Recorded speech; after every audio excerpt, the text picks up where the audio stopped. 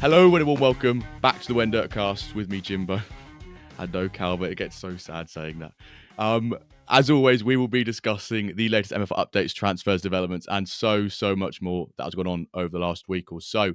One important note before we kick off this episode, as we always like to say, none of what we chat about is financial advice. Do your own scouting or hire a director of Metaverse Football. This week, we've got something very special lined up. Two of the biggest agencies in MFL are joining us in the studio today. First up, we've got RonJon, the man behind Fortress Agency. They are the same person, not two separate people, which people get confused about, and holder of the largest player pool in the game. And alongside him, we're joined by TrustTheProcess, who runs the most clubs in MFL. Together, they represent two different ways of building success, and we can't wait to dig into it with them. First of all, we'll come to you, RonJon. Welcome. How you doing? Doing great. Just excited to be here again. Yes, it's been a while. Been just over a year. We were just talking about. So yeah, I'm just looking forward to getting to know Trust. This is our first time meeting. We've been talking for a while. But it's our first time face to face. So, yeah. Awesome. Yes, it was episode 45 where we had RonJon on as a manager spotlight. So if some of you want to learn a bit more about RonJon, Fortress Agency, and how he got into MFL, episode 45. And also last time he came with a delightful quiz, which we then released a second episode on. RonJon's quiz. I've got that right. There definitely was a quiz you brought because we were recording for like 3 hours. It was great.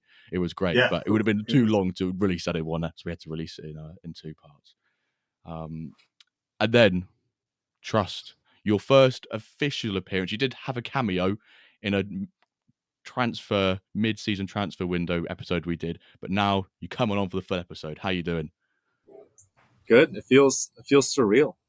I've been looking forward to it for a long time, and be able to be joined by RonJon. And it's bummer Calva's not here, obviously. Yeah. But I'm really excited to get into it with you guys and see where the conversation goes. Awesome.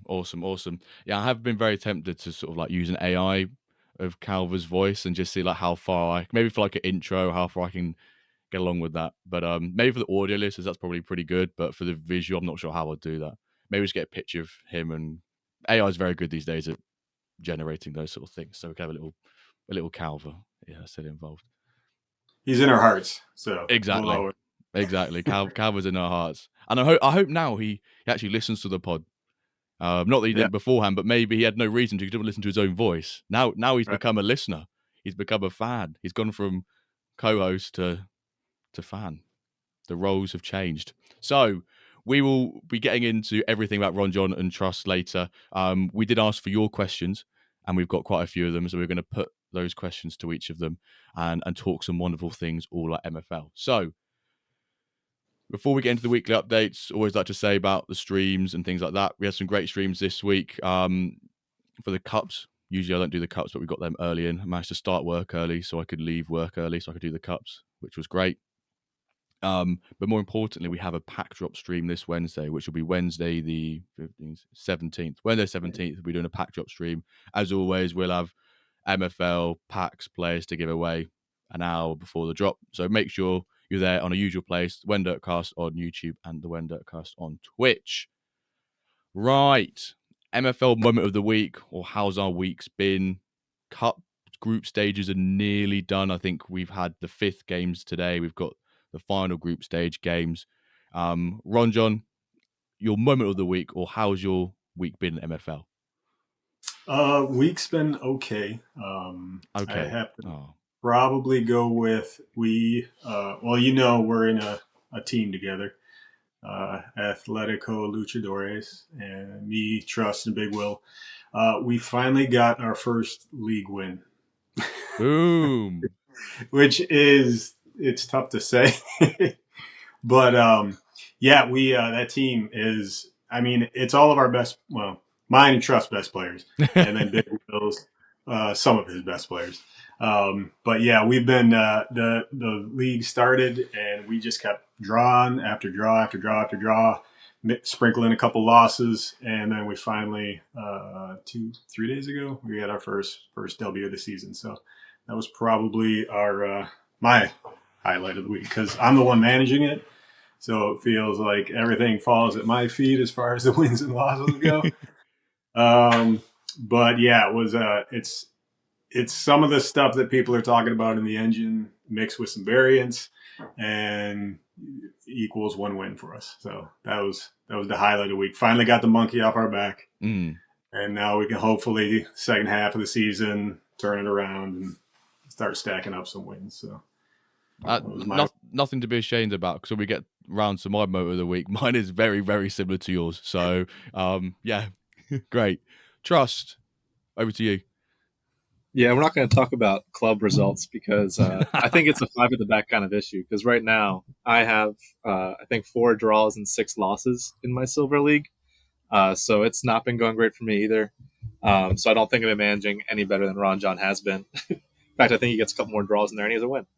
I would say for me, though, the moment of the week for me was the fact that Charles, a left mid of mine, who also has center mid dual eligibility, got to a 93. He's been kind of sitting at 92 for some time. He was kind of flying up and then he hit a pause button. But now he's still at 99 passing, 99 dribbling, which is just great to see. But he had some shooting, physical, and defense increases that have now led him to 93 territory. So still don't have an ultimate, but hopefully get there soon. Very nice. Yeah, very close to getting ultimate. And I think, progression is more fun than results anyway. So, if you lose a game, but you gain some progression, gain some overall increases, some stat increases, you don't really care about the loss, in my opinion. So we basically got all 3 of us here are having horrendous times with trying to get wins, basically. We've got the loser trio here when it comes to Season 8 MFL. Yeah, my Wyverns managed to pick up their first win of the season in the league. So we're now 4 points out of a possible, whatever it is now, 20, was it 4? I think maybe it's what we can get now, 24. 8 games we've had now? Yeah. 8 times 3, do the maths, 24. I think that checks out. Yeah, we're possible 4. We're projected second or third. Still a very competitive league, so even if you're projected second or third, 1 overall down on one of those averages brings you down to like 10th. It's very competitive. And yeah, I've just been getting absolutely smoked. And it does me no favours that a bunch of the WenDirk listeners are in that league as well. So even if I try to get away from the fact I've lost a game, I genuinely can't because I've got someone like SUFC Blaze who just ats me about 5 times in the Discord and says, unlucky, mate.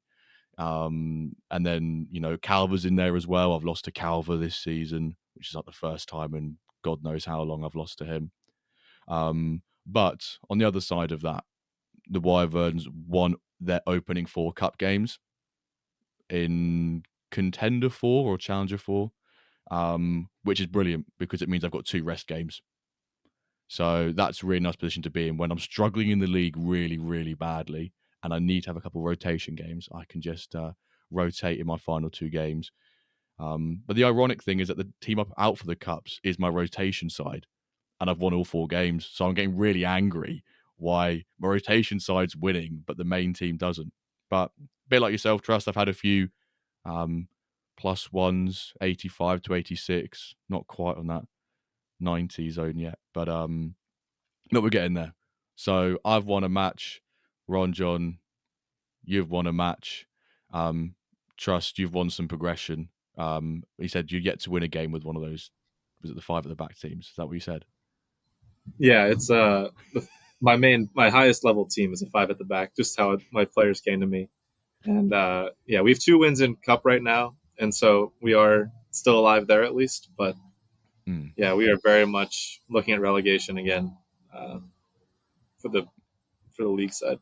It's early days. Will you strengthen in the mid-season, or are you not sort of managers to do that?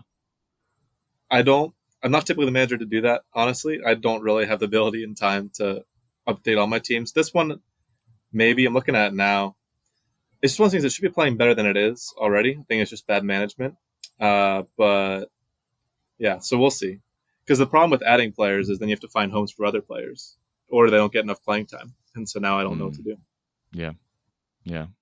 The Luchadores, RonJon, will they be looking at strengthening in the mid-season, or just going to hope your tactical mastermind will be able to swing things around without any improvements? I don't know about strengthening. We might bring in some different rotational pieces, right? Because right now our current setup, we have wing backs, but we only have two, one for each side. So basically, when we have to rotate, we go three back, and that's been kind of a struggle from a managerial side because you would really want to run your five out, but you don't have the flexibility to do that whenever you want to. So I've been talking to Big Will, and we might bring one of his other guys in so we can run the five because that's our strongest formation. That gets all of our best players out on the pitch. But yeah, we have the issue is our center backs, when they're playing by themselves, they're not strong enough to be a three at the back side. And so it's basically, we kind of drop some points every time we had to do that. Essentially, it's a much weaker formation for us. So we might do something along those lines. We'll see. Yeah, three at the back formation I find one that I always really want to play, but just feel so risky playing it because if you get it tactically wrong, you just feel like you get absolutely ruined. But I love playing it. It's like my ideal formation. I'm like, if I want to play football in real life as a real life manager, I'd want to play a three back because it could shift to a five back and all, fluidity and transition, all these buzzwords about managerial things. But in MFL, it's not quite the same like that. If you've got isolated centre backs with some of the through balls we see in this engine this season, you could play the narrowest out of possession setup and still your centre backs are parted like the Red Sea with through balls. So, no. Preaching to the choir. Exactly. I've been trying to figure it out all season. Like how narrow, how deep can I drop my line to stop the through ball? And it's I'm basically slammed all the way to the back, almost all the way condensed, and we're still letting them come through. But then I was just playing Sid the other night or the other afternoon in the cup, and he hits me with the wide 4-2-4, and it was like, well, all that effort to stop the through ball, and then all of these crosses come in. It's like the irony of the situation. 4-2-4 seems quite strong this year from what I've seen from a few people running it. I think having that really wide front four and pace seems to be a bit back in Season 8, having really quick players. And if you can then have basically four forwards who are really high up the pitch, have really wide, it can do some devastating damage, is what I've been finding. Yeah, the pace is definitely something. I don't know if we want to get into that later or not. We can get into that later. Okay. We'll move on to the dev updates. I can hear that little Calver in the back of my head saying, "Jimbo, move on, stop." Stay on point. Right, so we'll come on to the dev updates. It's actually quite a sizable one in terms of like unique things on the dev updates. So for those of you who don't know, these dev updates are weekly in the Discord, and it's just a lovely way for MFL being transparent, saying what they're working on, what they've worked on. And I've always used the analogy: an apple pie in the oven. We can see it's got a window there. We can see what's going on, how the pie is cooking. It's not a solid door that we hope something's being built and it's going to taste nice and it's going to rise. And you open the oven, and you go, oh, holy smokes, it's burnt and it's awful, or oh, it's risen and deflated. We can see it all happening. But right, dev updates. There was some reached a patch for the engine. A rare case where goalkeepers could receive a red card. Only happened once at the start of the season. I was tempted to reply to Yax and say, does that mean that is off the cards for future engine iterations? Because I feel like, I'm not saying it shouldn't happen. It should happen, but it's the possibility is slim, but it shouldn't be zero, I think, for a keeper getting a red card. However, there's no way for the engine to basically understand what happens then. I would actually love to find the ID for that match and see what happened when the keeper got sent off. Is there just no one in goal? Is there just no one in goal? And the team's still trying to, if you're playing control, they're still trying to pass into the 18-yard and try and score. I'd love to see what happened there. What's the IRL situation of that? Do a lot of keepers get red cards? Well, if it happens, the goalkeeper's just like they use one of their substitutions to bring on their backup goalkeeper. Yeah. It doesn't happen. It happens a fair bit. I wouldn't say it's no way common. But I would say probably usually like maybe once a season a club will get their keeper sent off. Maybe once every couple of seasons. It's usually when the long through balls that we're seeing in the engine right now would happen in IRL, and it's a 50-50, and the striker knocks it past, the goalkeeper just absolutely floors him. And you're the last man. If he gets past you, gets the ball, he's shooting to the empty net. But yeah, it's apparently they've released a fix for that. Stats are now preserved during goal replays. They said we continue to monitor your feedback and iterate on the experimental engine for next season. Quinton, with the Quinton Beans emoji, has notably improved goalkeeper behaviour and defence against long balls, which is great to see. And there's a link to the full patch notes. If you want to read more and digest it yourself, you can go there. The kit maker is now fully complete. It will be released at a later date. Very exciting. We spoke about this last week with Amreezy on the pod. We've spoken about it on previous ones. The kit maker is very exciting. Extra flavour to how we play, how we interact and use MFL. And we can have all our players in the same kits and have their, all that template and all that design, which will be very fun. The pack marketplace was released this week, went live, and is running smoothly. So I think for the first week, I think probably when you listen to this, that week will be over. It was 5% fee on all packs, but then now it's going to be just 5% fee on reward and 20% on pack drop packs, which we can maybe get into a little bit about our thoughts on that. It says infrastructure. We experienced some issues since the start of the season. I think we've probably all experienced this or seen someone who's experienced it, where essentially looks like server load and the amount of games running at once has caused some games to get stuck. And it was funny when it happened for the first time, where it really happened, because everyone's like, "Oh, my game's not starting. Oh, my game's not starting." And then about 10 minutes later, someone comes in and goes, "Oh, my game's not starting." Oh, bro, just read 5 messages up, and you'll see. It's a problem. Then they know about. That's just me being a bit of a prat. New landing page. After weeks of work, Lucas the Wizard, he said, has finished the brand new MFL landing page. It's beautiful and should be released next week. Very exciting. And it says multiple subjects have been resumed. A new category in our dev updates, resumption of multiple subjects. Onboarding checklist, they've resumed development, and that's a club delegation. Progress continues. Still a lot of work ahead, but moving forward. So, ETA 2029 probably. No, I'm joking. Hopefully this side of Christmas. And then the final one, which is really juicy to see. It's been back on that development list again, is the predefined tactical changes. The engine has supported these for a while, which, yeah, I feel like I was aware of that. But they've now started back-end and UI work to bring them into the game. I think they've been sat there for a while. The engine can support them, but never actually just integrated it properly.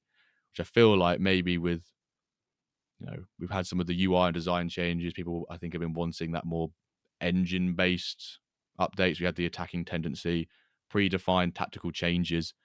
Maybe it could be, if your keeper gets red carded, you sub on your goalkeeper. No, that's a sub. Predefined tactical changes would be included in this, I think. And tactical changes, I don't know. Maybe they'll have to get clarity. Maybe they'll have to contact the developers, Yaks, and ask for more information on that. But a lot of dev updates for this week. RonJon, come to you first. Anything that catches your eye in there? All of them. I mean, good man. Easy answer. I think anytime we add something to the game, whether it's like something that everybody's been clamoring for, or just something minor that a couple people have asked for, I think it just brings more depth to the game. I'm a big proponent of anything that we can do on this platform that is not just sitting there watching the game, getting frustrated about a win or getting excited about a loss, is a good thing, because it gives you something to get involved in. more than just your W's and your L's. I'm looking forward to the kit maker. I really enjoy getting into like developing logos and like that side of it. I've always been a big fan of that kind of stuff in all games.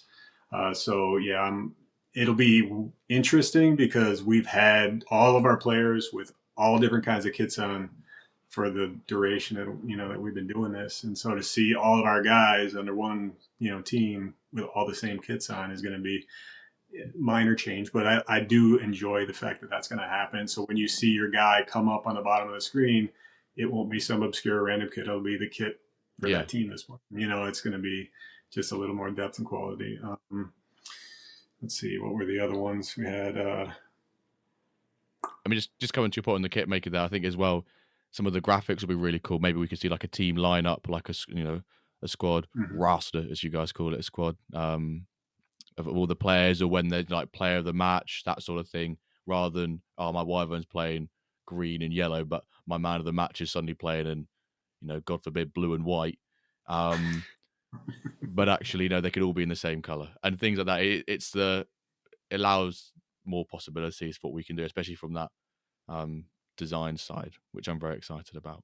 And I'm kind of glad that I've only got 2 clubs to worry about kit designs for, because finding the colors and the designs for those logos for those kits was hard enough. So I don't despise either of you to endure massive volumes of clubs that you have. I mean, RonJon, you've got I think it's about half the amount, just under, of Trust. Will you go through every club and do their kits, or just the ones that really mean a bit to you?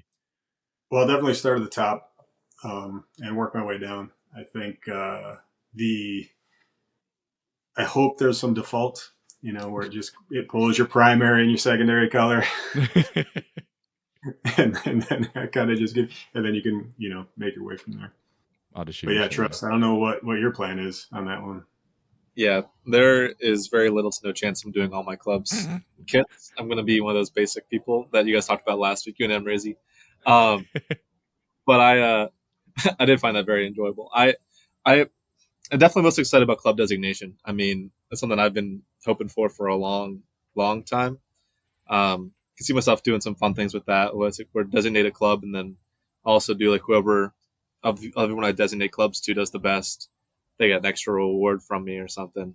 I truly believe that people in this game are a lot better at managing clubs tactically than I am.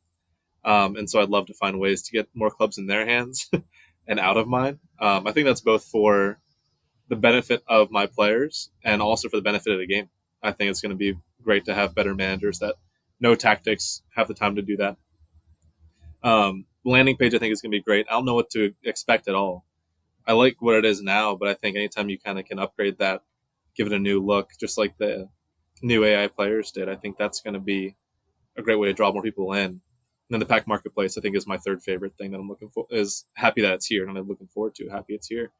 It's just nice to have it all on one site. I know it's been talked about before, but to have it just be a one-stop shop for everything that you need. Sure, there's going to be still those other sites that we have that are linked through Discord that can help. But as far as transactional, everything being on one site, I think is definitely a great thing. So, so it was a great dev update week for sure. I am just hoping and praying that the club designation comes before that tactic adjustment where you can do the mid-game tactic adjustments. I'm already behind on tactics, let alone add another layer to it. But all great stuff. Good to see. Yeah, club delegation will be welcomed by many, many managers in the game. I remember when we hosted Matt for an AMA, and that question always comes up, like club delegation, when's it coming? Because it's been one of those where someone can ask in Discord, then you, and say, oh, when you wait, can I have someone else's club, or how do you transfer clubs? What's the best way to give a club to my mate, or so on and so forth? And the answer's always been, we know it's possible, but they're working on it, but there's no more information on it other than that.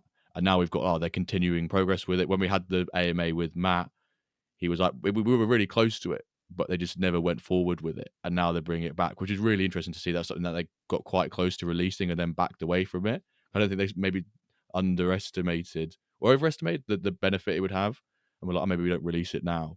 But I think it definitely would be great to have it. The pack marketplace, completely agree with you, Trust. Having I think the keyword there was like the transactional stuff on the website is really, really important.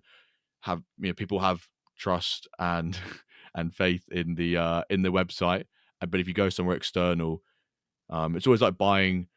I was gonna say like buying a video game on a key website, for Steam, and you're like, oh, I probably, I get it for cheaper, or maybe not in Floaty's case, but get it for cheaper, and it's legit. But will I get the key? Will it work on my Steam to activate the game? That sort of thing. And I know a few people who would not go onto Floaty; they just wouldn't use it. Maybe because they didn't want to, or they just didn't like it. And now I can have that all in there. And especially one of the big things that we can separate packs out by seasons now, and you can view that. And I think that is genuinely a huge thing, because I don't know. I know what the ID number for the older and younger average retirement ages are for players, but I ain't got Scooby what mints are between seasons. I don't know if either of you two do. No, I think that's a fantastic ad. It was something I didn't even think about them doing, and to just do it off the rip, I think was a great feature, because again, it does protect the buyers too. Yeah, I think is a great piece of that. What I'll be curious is if they're able to shut down floaty pack sales. So I love the 20% or whatever it was that they're charging as a fee for reselling pack drop packs. I think that's a great decision. It's just if there's going to be a workaround for people that want to not have to pay that 20%, I'm hoping they can shut that down. Yeah. I think what's maybe next for sort of the marketplace side MFL is club offers and then pack offers. That seemed probably like the notable thing. So we can buy and sell players, buy and sell clubs, buy and sell packs. We can currently trade for players. Now let's see if we can trade for clubs, and then probably trade for packs as well. Quite saying packs, clubs, and players too much then. But yeah, I think that's probably the natural route we will go down.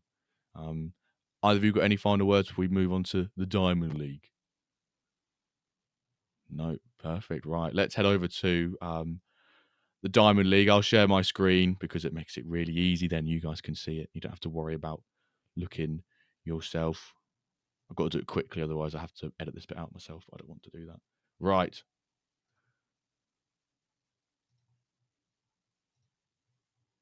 Totally not quick. Well done here, Jimbo. Right, so we've got our Diamond League, which I won't lie, if you had told me this would be the Diamond League after 10 matches, we're in 10 matches, sorry. I've only got a possible 4 from 30 points. Wow, not 4 from 20, 24. Much better. If you would have told me this was the Diamond League standings after 10 games, I probably would have said you're having a laugh. And yeah, so we've got Los Galacticos Sid, the newcomer, his inaugural season in Diamond, 4 points clear. 4 points clear at the top. Sid, I know you're listening. Unbelievable start to the season for you, and hope it continues the second half of the season. Dio's Amsterdam Lions second, Michoni Milano third. The bottom three, Marseille Meta Squad 3x and Big Wilb's Tango. Big Wilb's Tango. MFL, you're still to put the colours on for the relegation. And like I said last week, it makes it look like it's Flint Division because there's no relegations, even though we know there are. And Meta Mercenaries, we joked last week that, what happens if Meta Mercenaries get relegated? Does the Earth get consumed by a black hole from the Hadron Collider? What does happen if Meta Mercenaries were to get relegated?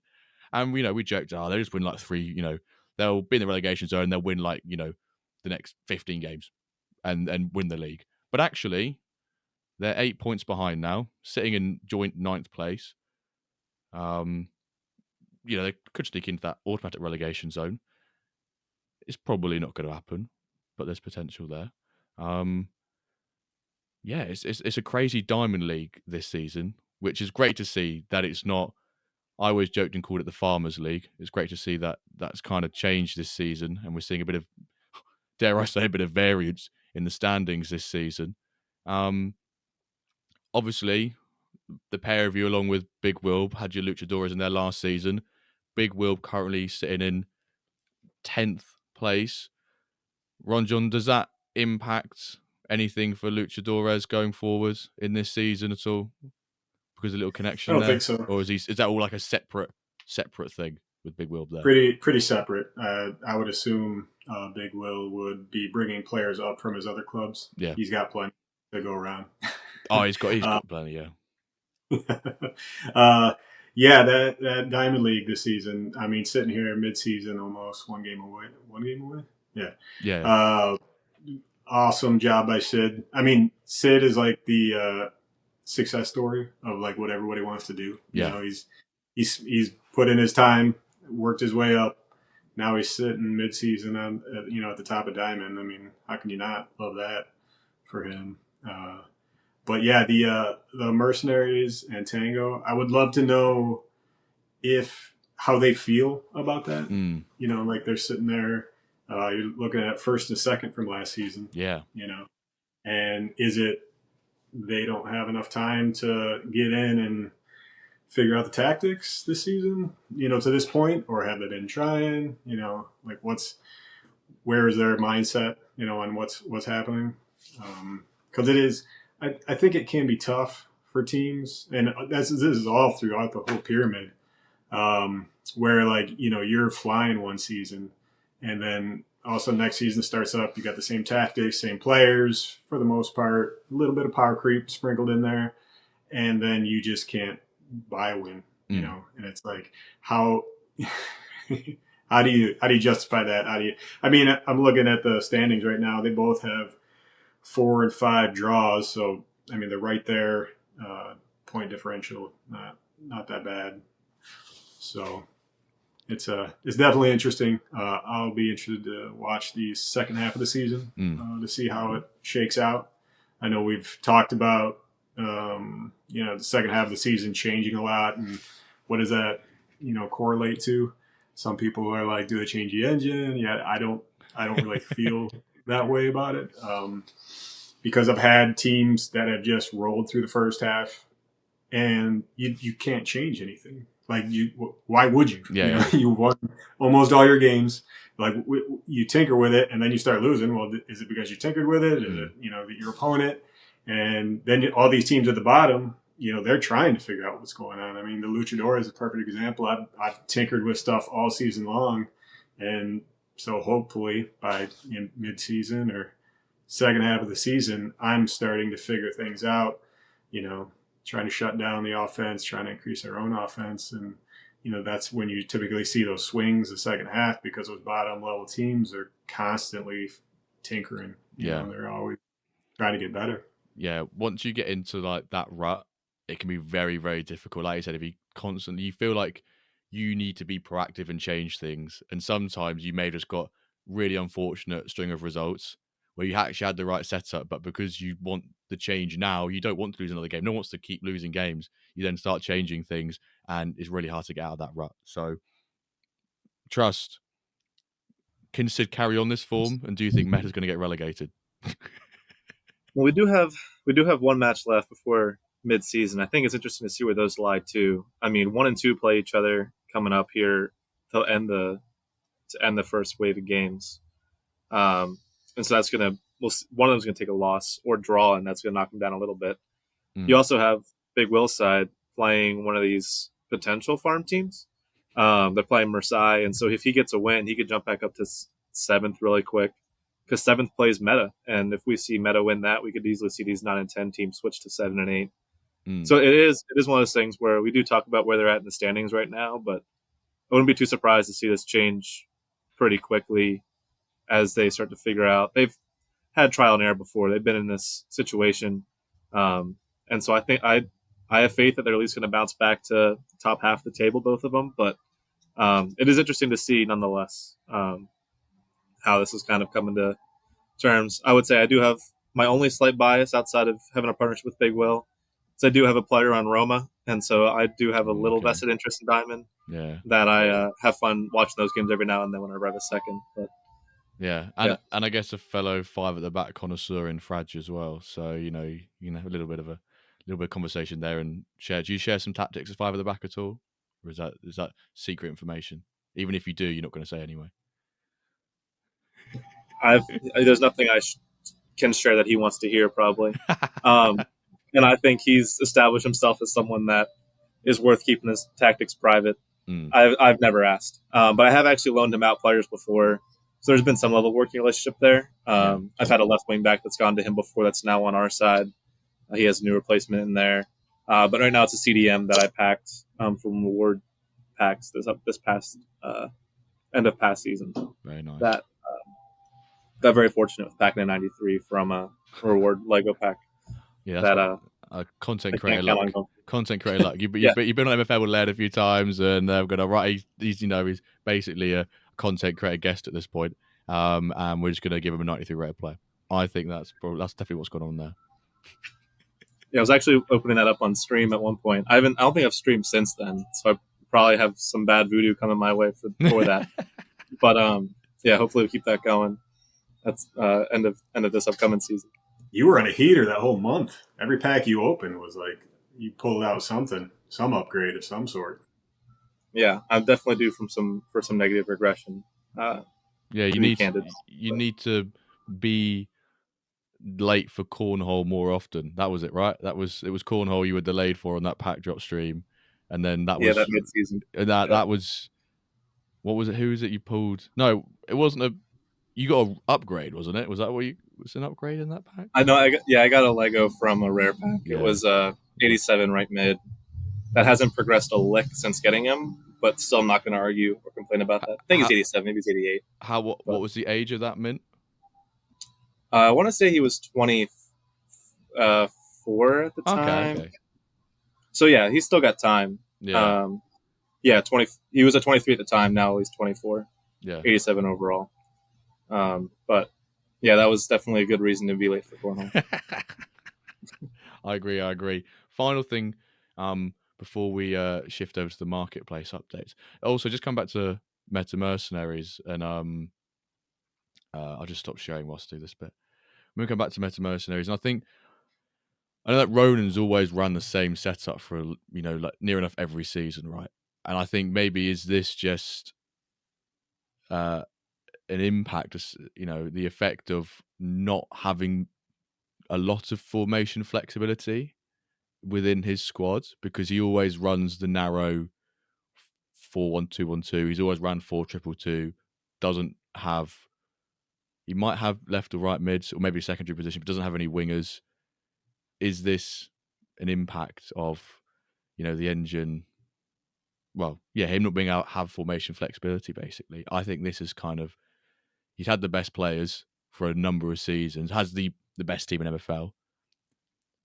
And now is lifting a little bit of tactical, that tactical side. People are getting better players. They're meeting his level. And then add some tactical, advantages and price into that. Is that sort of, has Ronan been nerfed? I think Ronan's been nerfed, basically. Everyone else has buffed themselves, and Ronan's been nerfed. I don't know. I think, we've been kind of tiptoeing around the pace and the through balls this season, and I think I'm curious to. I don't know if they'll ever, give us the information, but because I know one of the big changes they made this season was the leading passes. The passer would basically aim to a spot in front of the recipient of the ball. So did they tweak defenders to account for that? Because that's going to create a different logic, for the defenders to react to. If they, in seasons past, the ball was a pass from point A to point B straight line. Now it's point A to point C that A is running to, Did they adjust the defense to realize, okay, well, I can't stand right next to the guy because that's the old way to defend. That's the way they've been used to interpret it. Did they build that part in yet? And so is that what we're seeing? Like the evolving of the engine, the trickle down of change one thing, other things don't quite work the same way they used to, and so next season we'll see a change in that. Just one thing I've been thinking about with these through balls and over the top balls and whatnot. Yeah, from way that I think it was Snake and myself we were sort of talking about it on the stream, that when it comes to defending, it seems like each player, is when your team defends, every player does it individually, but when you attack as a team. sometimes the defenders just look like they do their own thing, and there's not much relationship between that back four. You sometimes see, I've had a few instances where my centre back's just gone wandering off the shops for a bit and then come back, and when the manager's angry, they've gone a goal down and they've conceded. And everyone's like, "You're the one who made the mistake. You're out of position." And he's like, "No, I wasn't. They sort of just run around and do a load of random things at some points. I think some of the defensive positioning, could be tweaked slightly, but we know that Quinton does incredible work on this, and he's always looking to improve it. And put my tinfoil hat on. Will there be, a new engine second half of the season? No, I don't know, folks. They won't be. Don't worry. I put my tinfoil hat on. I got to say that because otherwise someone will go, Jimbo, we know, there's not engine changes because you can see the notes. No, I have to explicitly say I'm putting on my tinfoil hat. Maybe all us managers will just figure out how to defend it. Maybe the answer is there. We don't know it yet. Maybe we all run 5 at the back.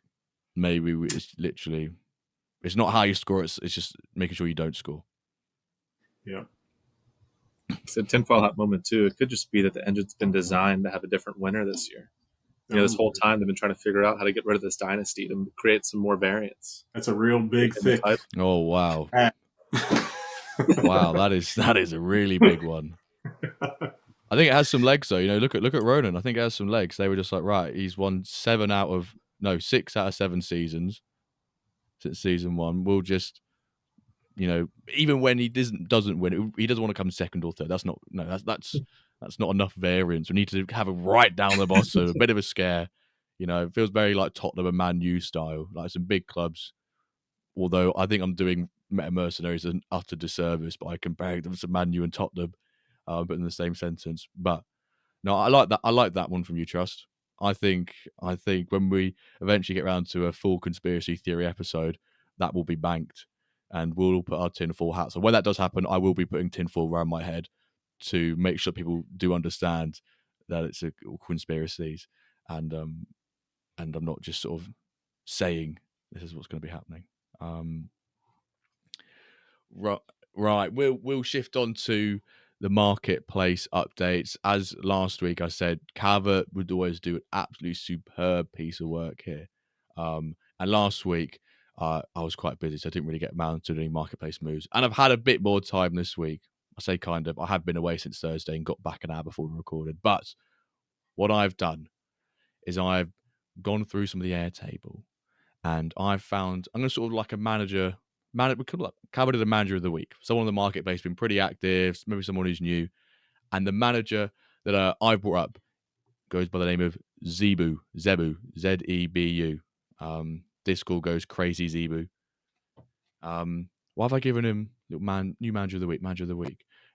Recently joined MFL in the last 2 weeks. Oh, that is bright on my face. Apologies. Looks like I'm just at a nuclear bomb go off or something. I'm watching Oppenheimer for the first time. And he's gone and purchased 37 players straight off the rip. Most limited, an uncommon, a couple of commons in there. So I was looking down the Airtable, looking at different addresses. I was like, oh, this address has popped up a lot. It was RonJon buying players, so I thought I can't give manager of the week to RonJon. He's just buying more players. I can't give that to him. That's just that's the usual day-to-day routine for him. Just go on the marketplace and buy a few players. I thought I'd give it to someone brand new, and it's Zebu. So Zebu, if you're listening, it might not be because you're new, but congrats, you're this week's manager of the week. I mean, technically, that was people accepting offers. I wasn't actually buying them. Oh, okay. So, whatever. He wants that bit. Yeah, I know. I might challenge that. Are you really selling players if someone then offers money for them? Yeah. But I got a manager of the moment for you. We just had a 12 JK12 bought a Flint license. No players yet. So shout out to 12 JK12 for hopping on board. 12 JK12. Yeah. He bought it in the last hour, I believe. Location? Yeah, he purchased it at 132. So he's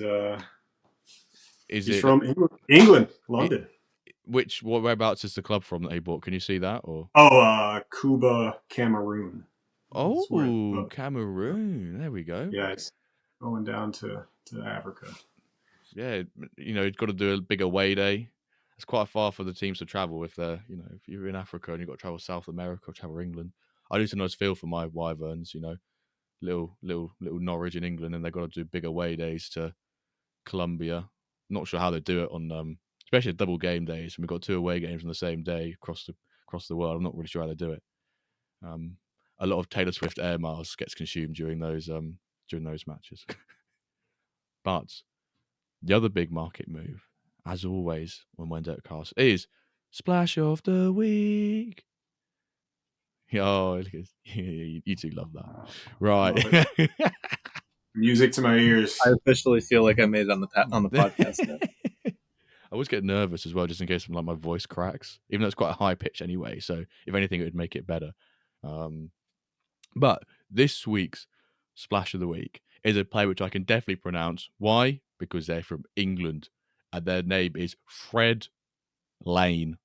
Nice and easy. 4 letters in each one. Fred Lane. 94 overall. Bought by B sellers for $750. He's 30 years old. CDM centre mid. 94 rated. Pace 73. Sorry, I was going to say 37. Pace 73. Shooting 70. Passing 89. Dribbling 99. Defending 97. Physical 91. Being sold by Mad Woman 56 and being purchased by B sellers. $750. That is this week's Splash of the Week. Slightly smaller one compared to previous weeks. We're in that season. We're in the season now. We are fully into season 8. So no one's really going to be dropping big dollar on player. So either you got any thoughts on that Splash? Yeah, he's got a retirement badge. Really? Yeah. 30-year-old retirement badge, season 10, at the end of season 10. His stats are great. I mean, passing, dribbling, defense, I think he's one of those players where you can shift into CM, no problem. He would shut down the center of the field in a CM position. You might lose a couple overall, but his stats would still hold up because he's dual position. So I don't know what is that for BFC Barcelona? It'd be interesting to see if he moves at the transfer window. So what season did you say he retires at? Did he just chopped up this year? At the end of season 10, yeah. So he's got this year, next year, and season 10. I reckon they must be bored to this. Unless it's just going rate for a 94-year-old, 30-year-old player with. Yeah, well, it is Mad Woman. She's part of the DAO, so yeah, exactly. Yeah. Something else, happening there. I know Boards has been on a massive heater recently outside of MFL.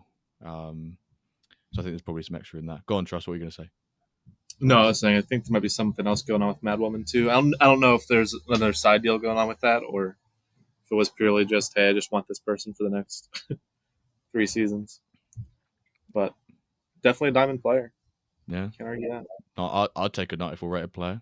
I'd definitely have one. Yeah, we could use one. Exactly. Oh, exactly. Anytime in the Luchadores, we're always recruiting. So last week we sort of did a little bit of an IRI MFL. I don't want to stay on this one for too long but I found this quite a funny one where so today has been the Manchester derby. Manchester City versus Manchester United. Any Man U fans, you probably want to, not listen for the next minute or so. Actually, you might want to because this bit's quite funny. So before the game, so a lot of fans get some drinks, get a few pints in before the game, get a beer, cider, any alcoholic beverage of choice, and inside the Man City stadium there is an employee who is wearing a Man U shirt behind the bar.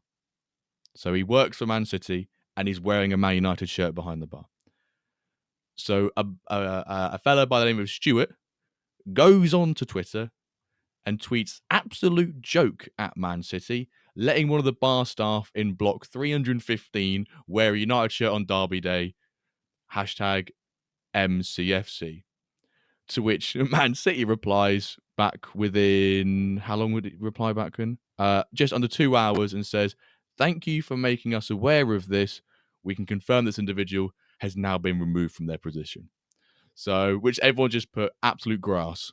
So I know I thought this might have been a bit of a joke tweet at first, but it turns out that if you work for a team and you wear the colours of the opposition team in a derby, you just basically just get fired.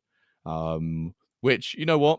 I'm going to go on a limb. I respect it. I respect it a lot, and I think he probably was like, "Oh, I'm quitting next week anyway. No, I don't want to work here anymore. This is how am I going to do it? I'm going to go out with a laugh, and I'm going to go out with a bang." And he's handing over the drink, and he doesn't even look like he's smiling that much. I'll be really grinning. But he knows what he's doing, because he's wearing he's got a black cardigan on, like, jacket, and he's got like the Man U like third or away kit from this season, previous seasons, where it's like a navy color, so it doesn't stand out as red. He's trying to blend it in, so I think he's been a bit sneaky with it. But I thought that was just quite a funny IRL football one to bring up. I've never seen someone grass someone up on Twitter and then the football team fires him 2 hours later. I think it's just pretty bold from a service perspective. I mean, Yeah. Do you guys do tips over there in England? I don't know how the tipping system works, but I know if you definitely not at a football ground. No way. I've never. Okay, so there's no monetary loss there besides their job. No, that it's purely you go and get a drink as quickly as you can, and then it's very transactional. If obviously a restaurant would, sometimes will tip and things like that, not on the level that you guys do. Over in My question is there a Man U fan base out there right now that's doing a GoFundMe for this person saying, "Hey, this person did this. We should give them more money," and then maybe it's a big brain move. Who knows? I wouldn't be surprised. That have and someone has a tweet saying at Man United give him a job, which would be quite funny if Man United went, please send in your CV, Mr. whoever you are who used to work for Man City, and we'll kindly give you a job. But yeah, I'm surprised there's not been a GoFundMe as well. But people just calling out Stuart for being a grass basically and getting this guy fired. But I think it's very funny. So did he lose a bet? I mean, that's the only thing I could think of. Like, did he drop a bet somewhere, and then the payoff was, all right, you got to wear the opposing kit today? I don't know. He doesn't look very happy when he's serving this pint. Let me just tell you that. Might be. He may have. Yeah. But yeah, I don't know if either of you had any IRL football. RonJon, quickly, do you support a football team aside from Wrexham? This right here. Bills. Give over. No, real football. I'm not having this. Oh, you Brits were the ones that invented the S word. Yes, I don't care. Enough said. Move on. Do you support a football team? Okay, so I know it's not popular in your house. I have become a Wrexham supporter over the past couple seasons. Fairs. Me and my oldest daughter, we started watching the documentary a couple years ago, and so we've been having fun watching the stories of all the families and everything from Wrexham, along with the football.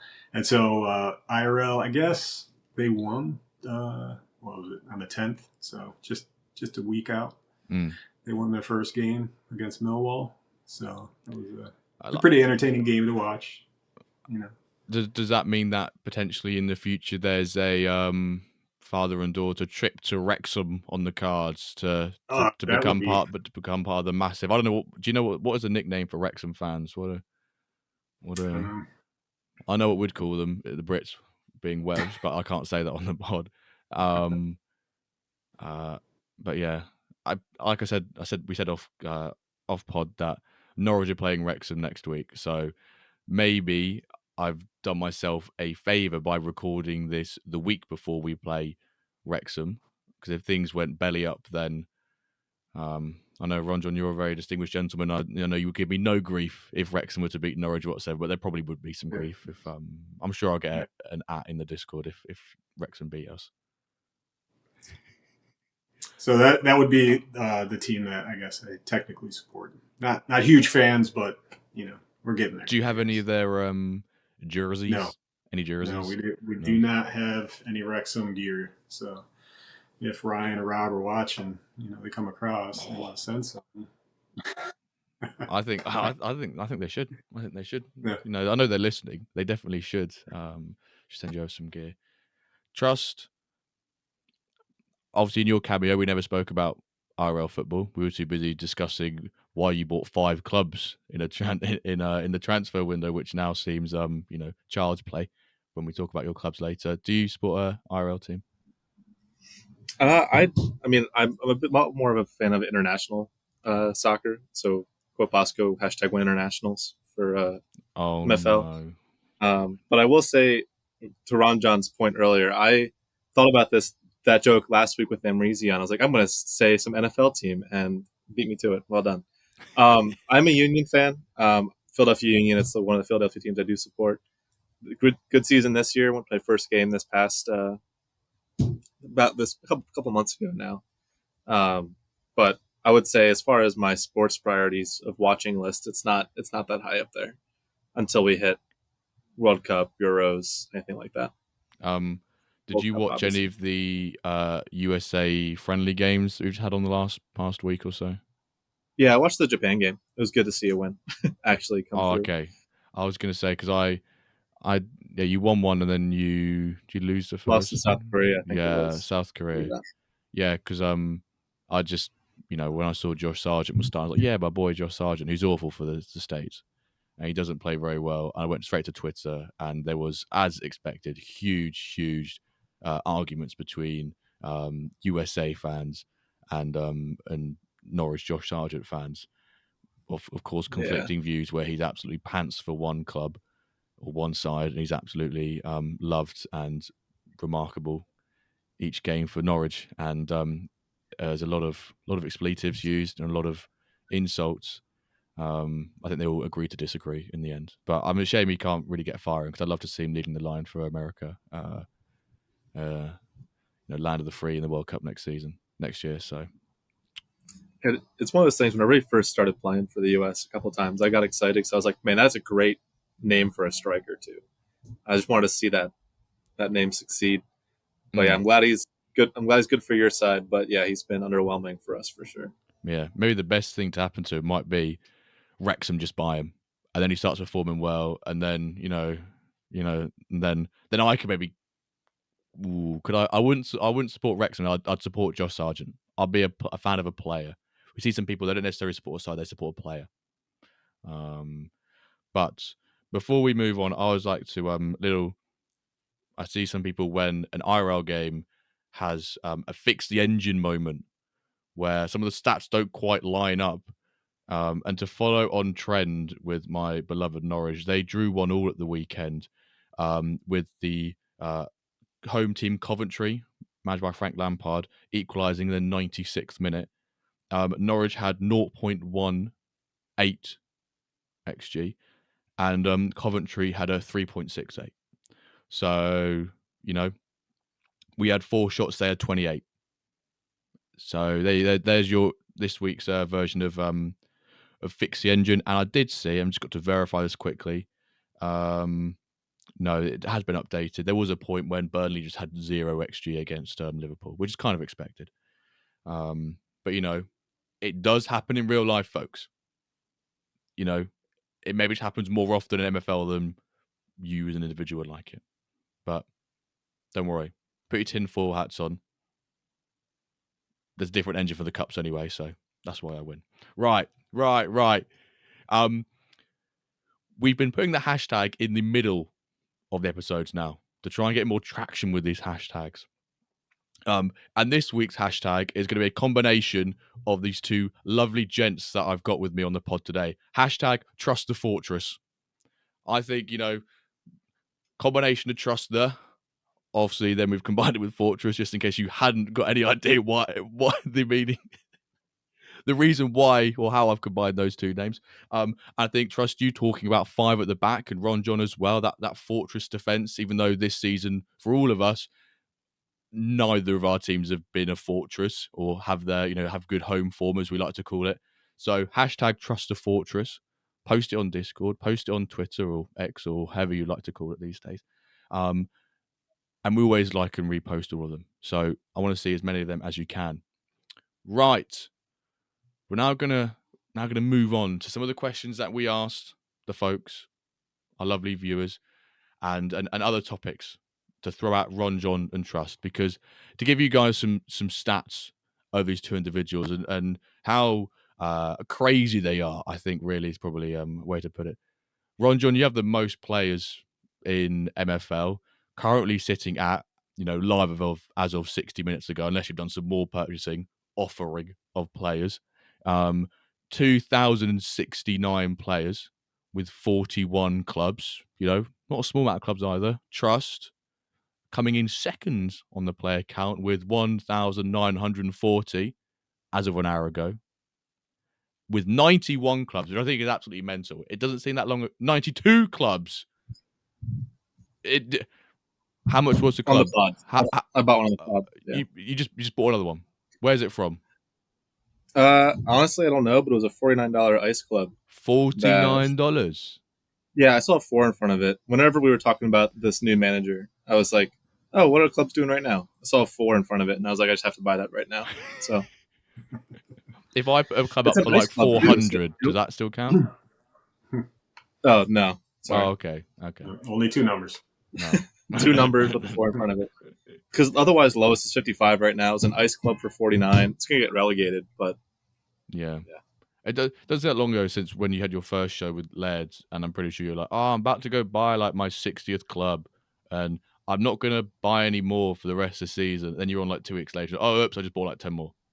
And it but you I really absolutely thought love 76 it. was where I was going to stop, and it just did not work.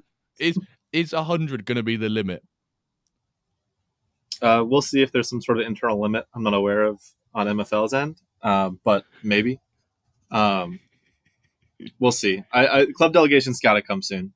Please help me. That's But what we're all waiting for. yeah, we'll get more into it later, I'm sure, with the questions. But yeah, it's there's no end in sight. Really, it's just a matter of if the funds are in my account. Fund the process. Fund and trust the process. Right, let's kick off with some questions, and we can expand on some a bit. The very first question, which I didn't actually send this one to either of you, but I just think it's a funny one. It's from SLDLRD, and said, "Can they lend me a few Legos for my Flint team, please?" So, is either of you going to accept that, or are you just going to have to sort of politely decline? I think I might guess the answer here.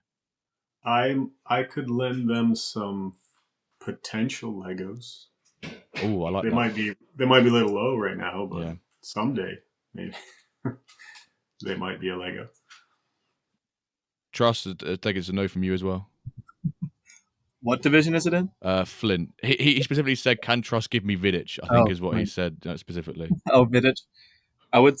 So I was looking at my numbers. I would need a 778% rev share to make that deal happen. If you can make that work for me, I can do it. 700. Is that like something you compute the number in? You type the number in, or are you just looking at? You've extrapolated what you want for a particular overall for a. This is your big spreadsheet. Particular overall based off the division. Yeah, where it should go and what MFL I would need for it to kind of pay itself off. Yeah. So what was that So percentage if again? you can figure that out, 778%. What if someone owns 8 Flint clubs and one of them has a legendary player on, but he gives you up the rev share for the other 8 Flint sides to amount to that 700 odd percent? Would that still count? That'd have to be a group decision on some level because he is currently a member of our tri-communal club, but I'm open to the idea. Okay, maybe when he gets older, because he also got to factor in the pain of bad XP. He did get another +1 for physical, I think, this morning. So maybe too early to do that.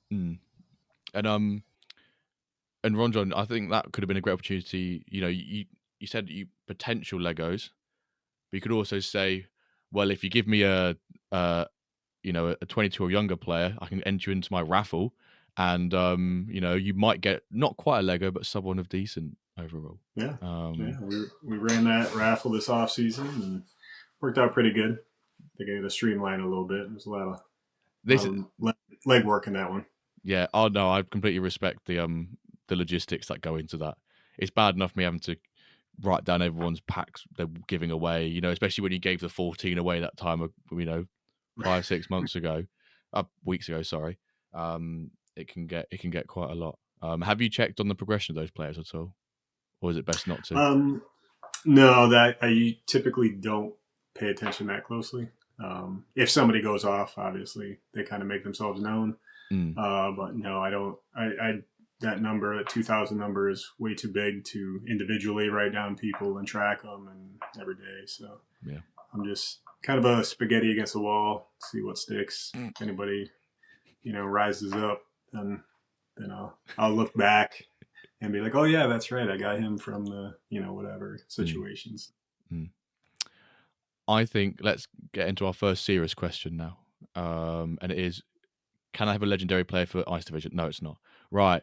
This one comes in from Root Cause, big friend of the pod, and one of the co-hosts of Yorkshire TNXP, which I highly recommend people listen to if they haven't already. But I'll come to you first for this one, Trust. But what's the priority? Progression, leading to sales, leading to profit, or winning? Perhaps a little bit of both. What is basically the priority with your agency and what you do with all those clubs? Yeah, it's interesting. I would say progression for the vast majority of time has been always my answer. And it probably still is, but I mean, sustainability is getting pretty close with that as far as a priority goes. It does feel like progression's a lot slower. I don't know if we're going to talk about that at some point, but I think sustainability is one of the biggest things to be discussed. And so for me, trying to figure out how I can structure my teams and what players I can get that can return what I got them for, plus a little bit potentially. That's always what I'm looking at to see kind of what I should do for my next step forward. Will this player, will this decision profit me in some capacity in the long run, whether that be monetary like dollars or monetary like MFL. But it's also hard to project that out for the future. So not knowing where MFL is going to go. But I would say, yeah, progression and sustainability are my biggest two things. I'm not surprised by sustainability bit at all. Maybe we can get onto that in a bit about how I just wonder, I'm bad enough with 2 clubs, think how my sustainability is going to be. I know you have a massive spreadsheet and that helps with a lot of things. Any problem in life, really, just spreadsheet it out and it usually leads to a very high success rate of that problem being solved. But yeah, sustainability for 92 clubs. As I imagine, it's a completely different story. RonJon, yourself, your priority with all those players, I guess maybe could lean a bit more towards the sales bit, or is it progression orientated as well? It's mainly progression. Yeah. I mean, going all the way back to when the game first got introduced to us, it was just the concept, of taking, things that you've been doing probably in games for the majority of your life, and taking that into a real marketplace with other real managers, was just too good to pass up as far as like thinking of what could happen. So the progression part is definitely, and it's progression to try to earn more MFL for me. I don't typically sell players. I will, but it's usually to reinvest. I'm not one that's trying to pull money out. I've kind of broke even at this point. And Very so nice. Everything that I earn, I try to put back into the game to, make the agency better, have better options, have more players, try to get some of those contracts that are available in the higher up leagues. It's so I would say progression is the main thing. Not that I don't do the other stuff, but it's always toward getting players to potentially progress. And also, if you don't sell players, if they are to go crazy and progress, you don't have that experience. If once you've sold them, they progress like crazy up to an ultimate because you don't sell them. We might as well just ask Yax if we can, for your account specifically, just remove like the list for sale option because it looks like seemingly you don't actually need that button. It has happened. I mean, people do ask. I mean, we just had beginning of the season. Trust knows. One of the diamond managers came to me asking about Tafani. And Oh yeah, the lion, as you call him, the lion. Yeah. Albanian Lion. He wanted to know if he was available. He presented a pretty good offer, to start a conversation. And so I had probably good 24 hours to think about it. Reach out to Trusted Big Will, get their opinion on it. And so it's always on the table. It's, but typically it would be to reinvest, and try to get better players or potential players to progress to, to work on that sustainability side of it. So. I'm going to jump back, Trust, to you said about progression being slower this season. Is that, do you have any particular theories? Tin hat, and no, any particular theories as to why that could be the case, or what you're seeing? This has always been a pretty candid pod. I would say I personally feel like I don't know why, actually, it's been slower. I feel like seems slower. It would work. Seems slow, right? I think it's probably seems slower. Yeah. I'm going to do tinfoil hat and say it is slower. Ooh. I just seeing my own agency, and I had my own channel where I talked about at one point where I feel like actually may have been talking with Ryan. I felt like maybe we could justify the slower progression for players getting older and hitting peak ages, and that's probably what it was. But I just feel like it's been been happening for too long. Going into end of second half of last season and then this season so far.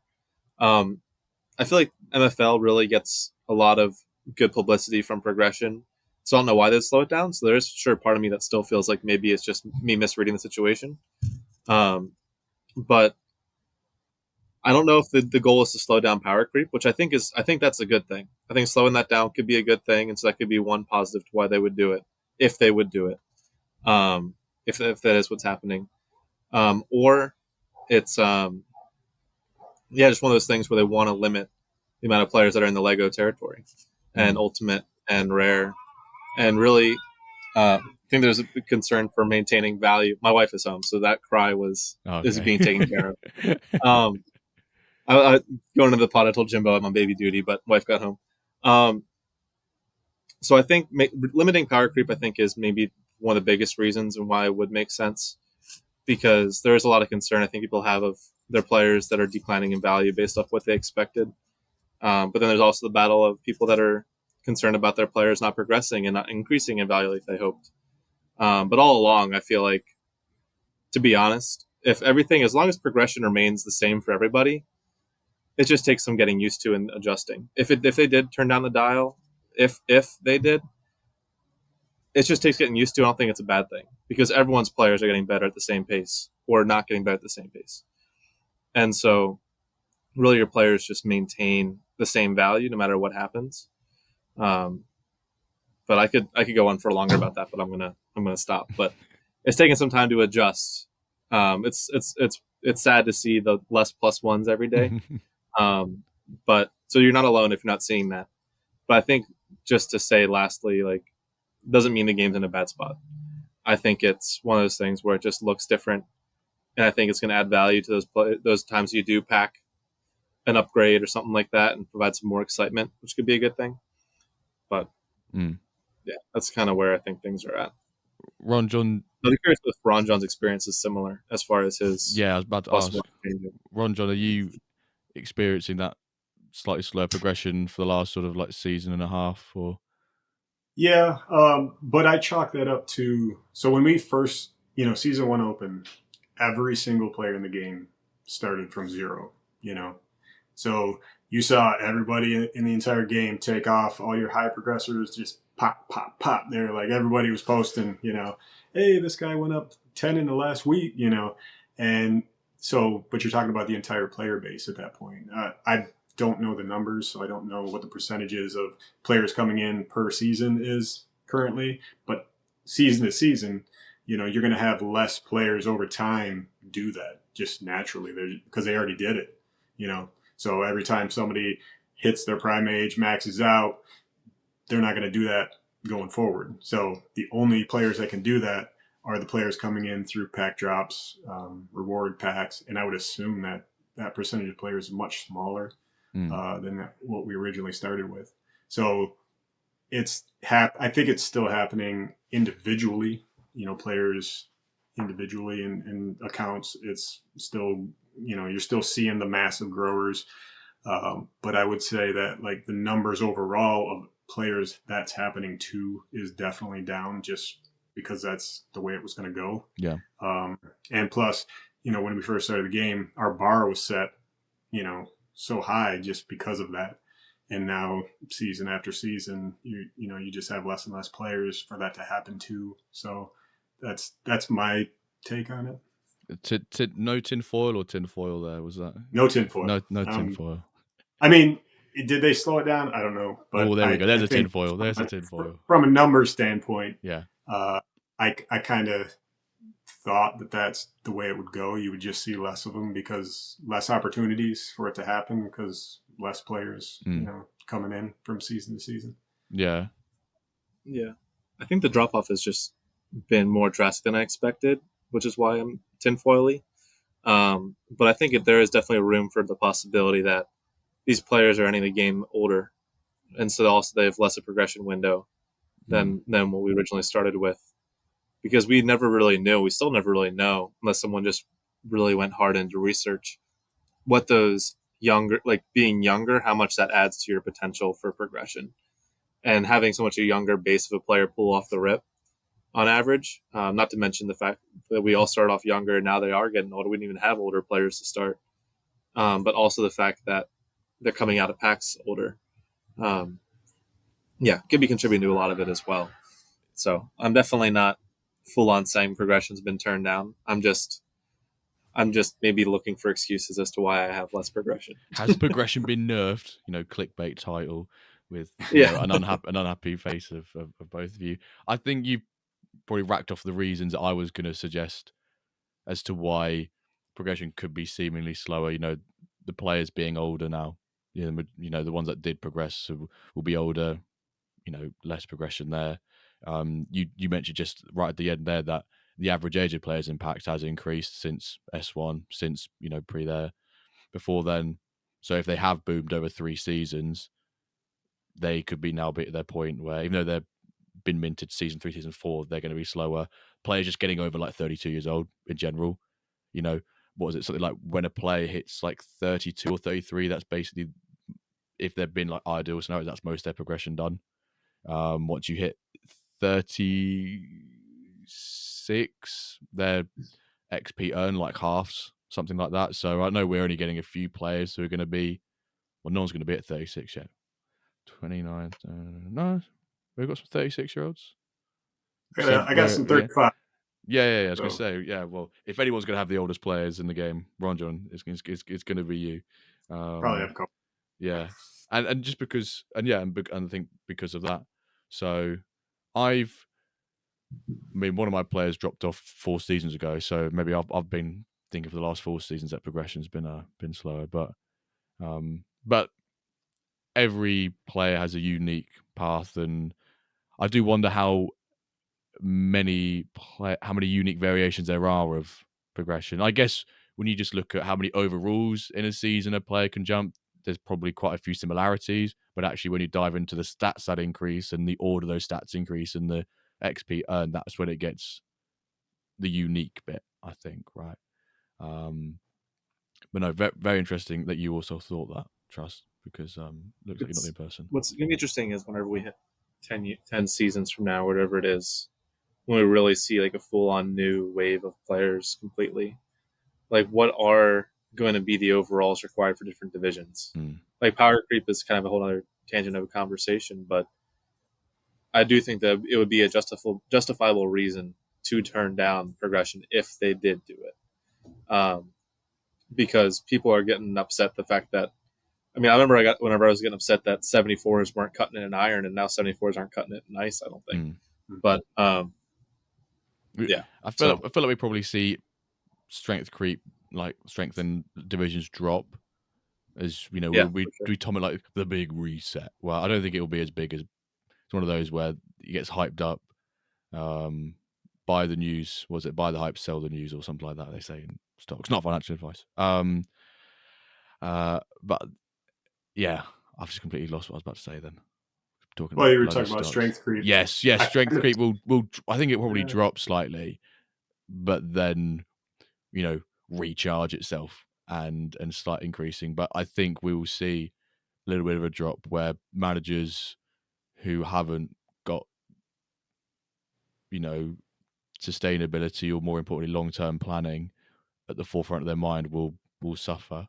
I said on a couple of weeks ago, I think we'll see probably a few managers, which I don't think it'll be either of you two with the conviction you guys have in clubs, probably consolidate their agency slightly if they've got many clubs, because that helps. The fewer clubs you have, probably the better it is to plan. Trust you, or both of you, probably the extreme anomalies in this sense, where it could arguably be the more clubs you have, maybe you're forced into being more more planning and pragmatic with how you run those clubs. But yeah, I think strength creep probably always be here to stay. But I hope for the good of the game, in a sense, that particularly the lower division, that it does it does decrease a bit. And I guess with the rarity percentages changing like 3 seasons ago, we haven't really seen the effect of those yet. I don't think. I said that you can decrease the percentage of rares coming into the ecosystem, but if the volume of players being minted is still more, that percentage doesn't feel like it actually changes in terms of how many players are in the ecosystem. It's like 10% of 100 versus like 10%, 10% of 100 versus like 8% of, another number. RonJon, I know you always love saying strength creep. I know when you come on the streams, you sometimes peek about it. Is that It's something you think will interesting. drop down a bit as well? Yeah, I kind of see it. I mean, until players coming in equals players going out, it's going to grow. I mean, that's just how the numbers work, But I kind of think what's going to happen is whenever that point is, 4, 5, 6, however many seasons, from today, we'll get there. And I don't think it'll drop off a little bit, but I think it'll just establish, okay, here's where, the majority of players are going to be, So I don't think it's going to be like a big reset in that, like that season or those couple seasons, we see all the numbers drop drastically for each division. I think it'll just kind of plateau and level off, and then you'll kind of have that. Okay, did you have the players that progressed to replace them, or did you not? And then individual teams will have to adjust, if they want to hit the marketplace or whatever. But yeah, that's kind of the way I'm looking at strength creep moving forward. I think the big thing too is the fact that the team can always choose to adjust rewards if they want to try to keep things where they want them to be in the pyramid on some level, right? They increase rewards to help people get higher level players to have in higher level divisions. That's an option. I'm sure they do it across the board, but I think there's some fine tuning they can work on behind the scenes. But I do feel like power creep is slowing down, though. I think it's definitely still happening, as RonJon said. Like as less players retiring, more people entering, it's going to happen. But I feel like as we have players start to retire, even though it's just been a couple, I haven't noticed as much power creep this season as I did last season, even. Well, speaking of rewards, thank you for allowing me to transition to the next question there, Trust. So slick. This one comes in from Owen. It says, when you get your rewards, do you have a thought out plan on how to spend it? And do you stick to that plan? RonJon, let's come to you first. Do you know what you're doing with your rewards prior to them loading in on reward day and then being able to buy those packs? Or is it very spontaneous? I tend to have a plan. It's changed since season 1. Originally, my kids actually really enjoyed. I had a team for each of them, so we would like get them all involved in pack rip day, and everybody would huddle around the computer, and we'd have a good old time. Since then, they've kind of, it's been a while. Kids' attention spans are only so long, so they've kind of petered out a little bit. But initially, I was just trying to replace, or upgrade, teams. That's how I kind of pick and choose which packs I was ripping. And then, well, it's been 3 seasons now. Me and Trust have been talking and working together. That season, I approached him and a couple other managers about going in on a team together. because I viewed him as a very similar organization to mine, where it was, we had top level players, but not enough to field a top level team. So you had to loan those out, or you had to stick them in with your lesser players, potentially hurting their progression and all that. So when that happened, I decided to change up, my structure of rewards, and I kind of now the plan is to buy like a legendary pack. Depending on what we need, or how much I make that season. It could be a low legendary, mid legendary. I haven't ventured into the high legendary levels yet. I don't think I'll ever go there. Do you always spend your rewards then? Do you ever bank any? Yeah, I think I've got like 200,000 sitting there right now. Oh yeah, nice comfortable amount. Yeah, I that I didn't spend from last season. So I think I purchased 2 low legendary players this off season, and then I did buy a couple packs the other day to just mess around with the pack marketplace. I threw them on there just for the fun of it, just to do it. He's one of those. He sells his packs, Narj. Yeah. So I sold one. Reward packs are there to do what we want to do. I'm just joking. Just joking. I sold one reward pack the other night. So, but I only put 2 on. So it was. But yeah, so I do have a plan. I do stick to it. That can change season to season, but I do stick with it throughout the season. I do try to save some, for whatever, rainy day or something comes up, and so. I love that. Try to save it for 200,000 is about 33% of what you earned last season. Actually, what's quite interesting is that you two are very similar on how much you earn each season and how much you've earned in your lifetimes as well. It's only 30,000 MFL difference between the pair of yous last season, and your total earnings, I guess this is since season 1, I assume it is on the earnings page and leaderboard. There's only 400,000 difference between yous. So very, very close in that sense. Trust, how many sheets are in the spreadsheet for reward planning, if that's even a thing? It's so weird for me. It's very difficult to have a plan going into it. First of all, the plan is to have fun and rip some packs just because I enjoy it. But it has been historically for me, up until this season, I felt like selling reward packs was a more viable way of return, I guess, than having a good return than opening them. And so I was always trying to figure out, okay, what's the best dollar per MFL ratio to resell these packs? And I'll kind of wait to see because the floor always dips and then it comes back up. This time it didn't come back up. It just dipped and it kept going, at least for common players. And so this is the first time where I bought a lot of common players off of floaty, like common player packs and anything else. So I think the average common player pack has a value of about $2.50 right now. And they were selling for like $2, sometimes even less. And so I was a lot more into buying packs than I was selling them this past off season. But yeah, part of our kind of conversation with RonJon and going into it when we started this was kind of like, okay, we're going to start getting some Lego packs, try to build up this club to try to help make that sustainable itself too. Frankly, this off season, I don't know what I'm going to do. It's going to see where packs are at. Fortunately, I have some time to figure it out. But I could see myself starting to store some up like RonJon's doing. I did not save anything this time. I have $1. I have 150 MFL left in my MFL account. But that's just because I really just hammered a bunch of commons for myself too. And I did the Lego. I did a couple rares. The Lego itself was a good chunk of it. But I also done a deal with another user where I paid him an MFL for a club. Basically, I've got the club from him to start last season, and I owed him MFL as a part of the payment last season and this season. So kind of using that as part of the transaction. But yeah, this is the first time where I felt like ripping the packs was worthwhile to resell the players, and that's why I kind of used a lot of the MFL this time around. I think definitely the last couple of seasons, reward packs,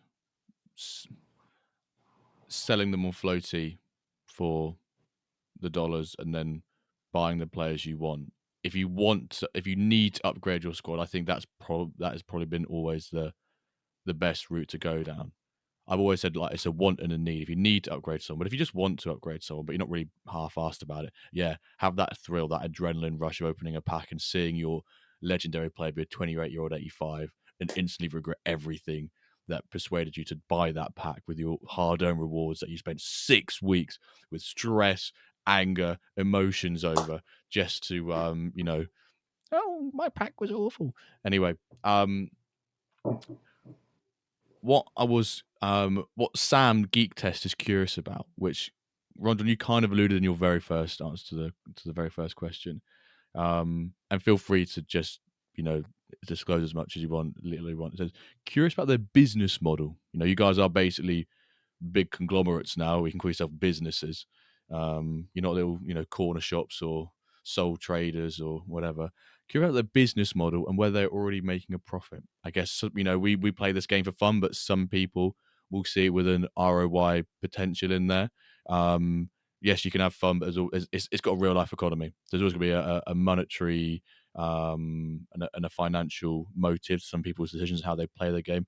RonJon, you said that you're at a point now where you've broken even, so I guess it's probably a little bit. I guess first and foremost, was the goal at the start to get to that point? No. Just have fun. Just have fun. Well, yeah, my business model is have fun. Enjoy myself, which is tough with the luchadors this season. But overall, I'm having fun.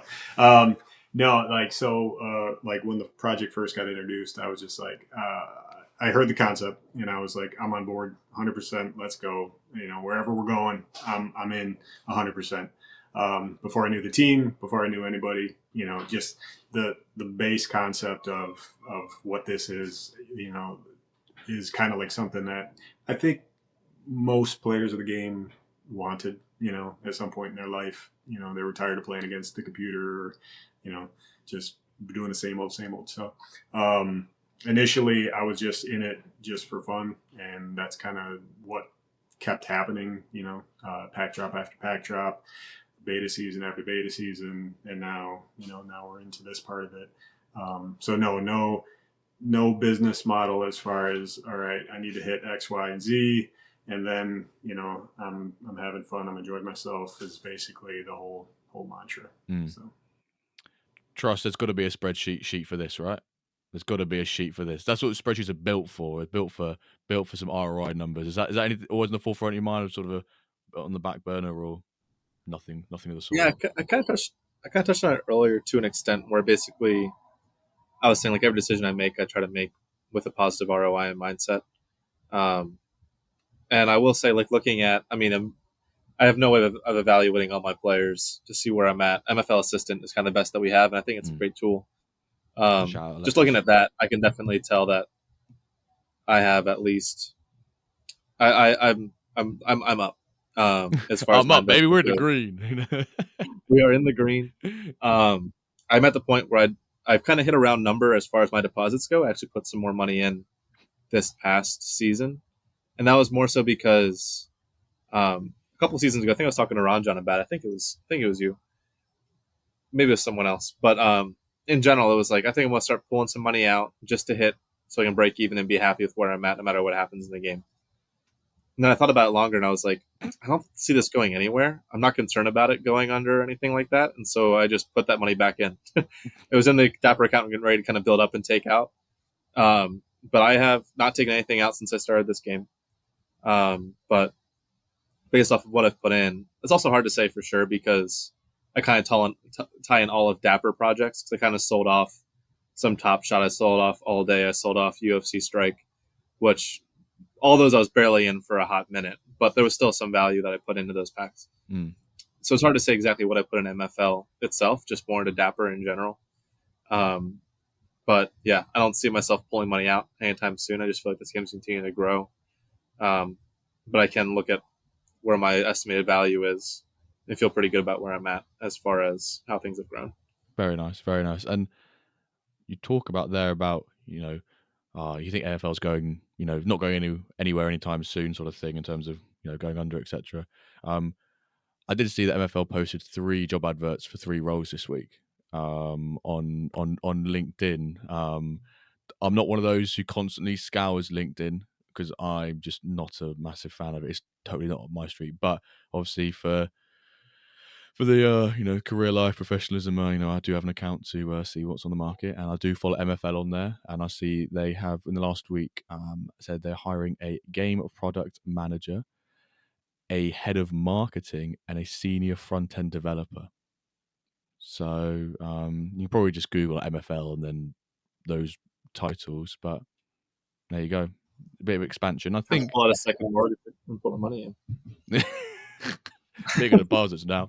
I think with some of the like the engine and other bits and pieces, I feel like some people don't realize how small the team is, and I think that it's they've always been very sensible with how they've done anything when it comes to growth, marketing, that sort of piece, and let's lisp that then, piece. So to seeing them put 3 adverts in a week out for jobs, that's quite bold, but clearly shows the direction and sort of commitment they've got to the game. Not that there wasn't ever any lack of commitment in any way, shape, or form beforehand, but I just thought I'd mention that trust when you mentioned about MFL and its longevity there. There's three potential new incomings that no doubt you guys are in the know now, and you listeners, when next week dev updates, oh, welcome so and so, be like, oh, we knew that was coming. Got to be in the know. Yeah, I love to hear that. That's something. Yeah, to go to 3 added people at once. I mean, I'm sure they're going to take time to hire the right people. So they're always careful about their decisions. But yeah, that's very promising. I think there's been a lot of concern about the dip in the market going into the season. I've really been out of general for the large part over the last couple of weeks. Just life's been kind of crazy. But I know there's been concern about a dip. I think it's just natural, as everyone's kind of discussed, and tying in the whole football season coming back into play. People really like watching in the U.S. that football, so they really want to adjust. But yeah, I'm not concerned about the dip at all. If anything, I think it's a great time to get in, increase your clubs, see if you can catch me. But yeah. Do either of you have favorite players in your agency? That's what Jacob Spencer's asked, or is it literally just numbers and names? No, do you have any affiliation, any connections? RonJon Tafani, is he a big, one of your favorites? Yeah. The Line. Yeah, the Albanian Line. Favorites, sure. Tafani, well, definitely one of them. He's my favorite because he is the only legendary player I've ever packed out of a pack that wasn't a legendary pack. Yeah. So, I mean, how can you not enjoy? I believe it was the rare packs that were coming out during the World Cup event that we ran when we had the actual World Cup in MFL. Yeah. So him, obviously Quan. Can't forget Quan. Who couldn't love Quan? And then his is obviously because of the progression. Going from common to ultimate for $1. Can't not love that. And then I do have a couple buys that were just like random buys, but they were just fun. Like that was back when beta days, when you could go on and just hop on and be like, oh, there's an uncommon player for $5 with 82 shooting. So I have a couple players, Roth, Colin, a couple strikers that I remember from back in the day that I picked up. So yeah, definitely favorites. And I'd probably have that kind of story with a lot more, but we'd be sitting here for hours talking about them all. So all 2069 or however many it is. That's all of them. Yeah. Trust, any favorite players in yours? I could probably name a few, but you've got some, right? Yeah, I could definitely name several, but I'll also keep it short. I think for me, I mentioned Charles earlier. I think he's my favorite simply because of the fact that, he can play left, mid, and center, which is kind of nice for dual utility. But the fact that he's my only player in my agency that has a 99 stat, and he has 2 of them, is just a cool thing to kind of be top notch in 2 attributes. But he progressed, I think, from an uncommon, so he's not one of those. It's still a great progression in 93, but he's not one of those limited or common to Legos that I have that feel better on some levels. But anytime you can kind of max out any sort of stats, that's got to take the cake. Got a couple quick fire questions then. How long does it take to do teams and tactics? Nice quick fire. Trust, how long does it take you? Each of your 91, we'll call it 91 because 92 not been set up yet. 91. Yeah. It depends on what time of the season we're in. To answer your question quickly, if I reset everything, then tactics take a long time to set up the first time. But then I do preset tactics and rotate things through quickly. So at this point in the season, I'm probably doing 30 to 40 minute rotations for all my clubs. So it still takes some time, but it's not as long as people think it might be. Yeah, I was going to try and do the maths on that, but I've not got the time to figure out how many seconds per club that is.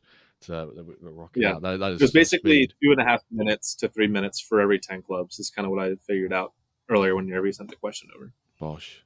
RonJon, can you beat that time? Yeah, so I'm similar to him. I'll sit down and I'll use the pre-plan tool like once every 7 to 10 days, 7 to 10 games. I'll go through and I'll just rotate everybody. The only club I actually do daily adjustments to is Luchadores. All my other clubs are basically auto set presets. I have 4 clubs this season that I have to daily rotate myself just because I can't get the presets right. Lazy and don't want to mess with them. So I'd say it's 10 minutes, to do those 4 clubs, 5 minutes sometimes. So. Gosh. Nice. So 1 big a week and then 5 minutes a day. I love that. Then this one's from Risu. Is there anything left on either of your MFL bucket lists? I guess maybe when you first signed up, I doubt that getting 2,000 players and potentially getting to 100 clubs was on the bucket list. But are there any little bucket list moments for either of you? Go on, RonJon. Go on. I'll go RonJon first. Yeah, RonJon, you go first. Yeah. Obviously to compete season after season in Diamond, which is why I got a hold of Trust, and now we got Big Will in the mix. Just initially when you start off, you think that everybody's going to progress, and then you're just going to have this amazing team, and the reality of that sets in, and that's not quite how this works. But you can get enough players to get enough guys together to then, field a team that is competitive at the highest levels. So, to compete up there. And then, I think on an individual player, just, continually finding those progression monsters, which is why you see those Fortress Agency, purchases of $1 or less. The offers. All over the market. The buys. Yeah, the offers. So, yeah. So, And I think my ultimate bucket list is hopefully for the team designation. I've started it a little bit this season with Aaron, Volley Boys. Yeah. Or Volley Brothers.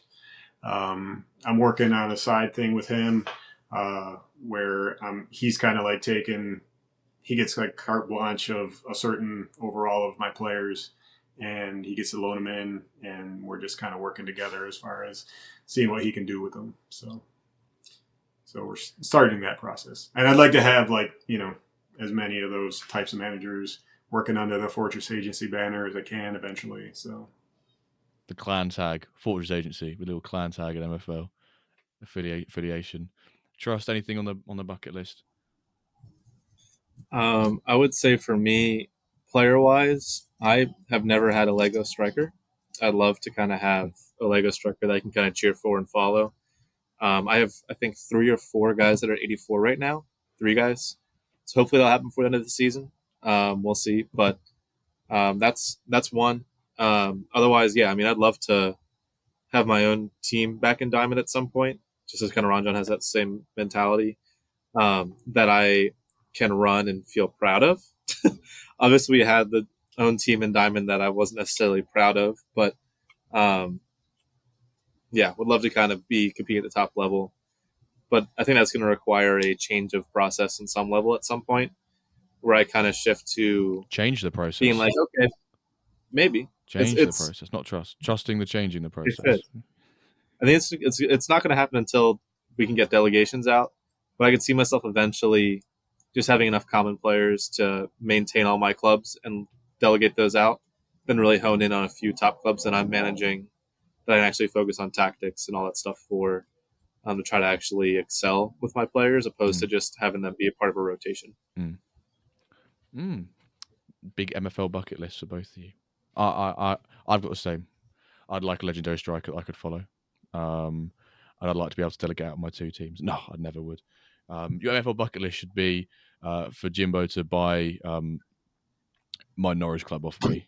Because I need it at some point. I just, hold him back. I was hoping that wouldn't come up because they got relegated last season. Oh, you're joking me.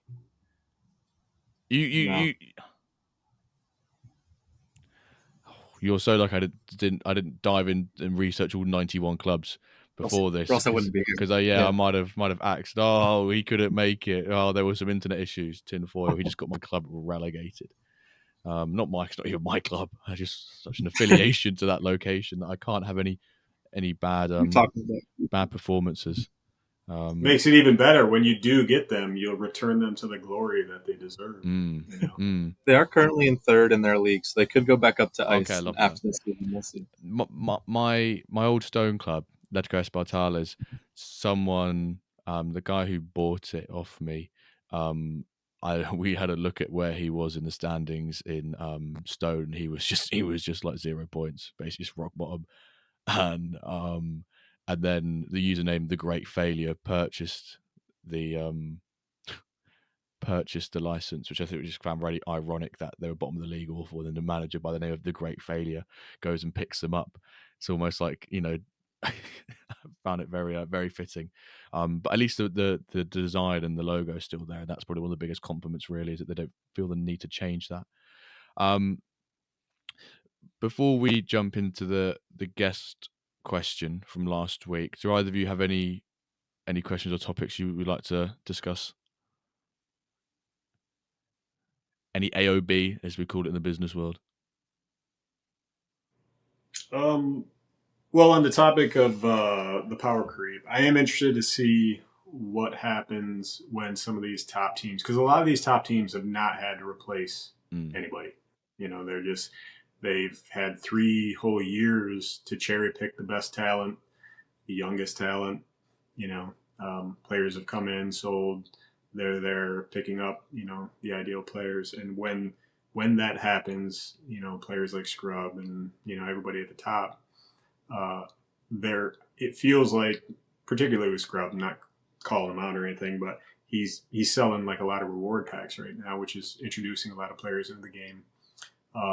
But when he needs to replace ultimate players, for like a season or 2 or 3 or however many he needs to do that for, what does that look like? That type of mentality or thinking or action, what is the effect on that, on the community and players coming in? Does it because right now, quick numbers, if you buy 1 legendary middle pack for 325,000, that's the equivalent of 7 rare players, 33 uncommon, 117 limited, and 541 common. So 1 player gets converted, 1 purchase. And so what is that type of thinking or action from those top teams? What ripple effect does that have, in the marketplace? So that's a very good question. I thought you were going to go somewhere else about long-term planning for Diamond Match, which I guess it kind of is, because obviously you got the upper band pack, which people, I think, will see more of that. I think people like Ronan has recently been purchasing quite a few younger, sort of like low 90 or mid 90, like not ultimate players yet, but sort of like that 90s 94 bracket for some planning. But I've never thought of it in the sense of like a trickle down effect, essentially what you're trying to allude to there. Interesting to hear the amount of commons and legendary pack, hypothetically.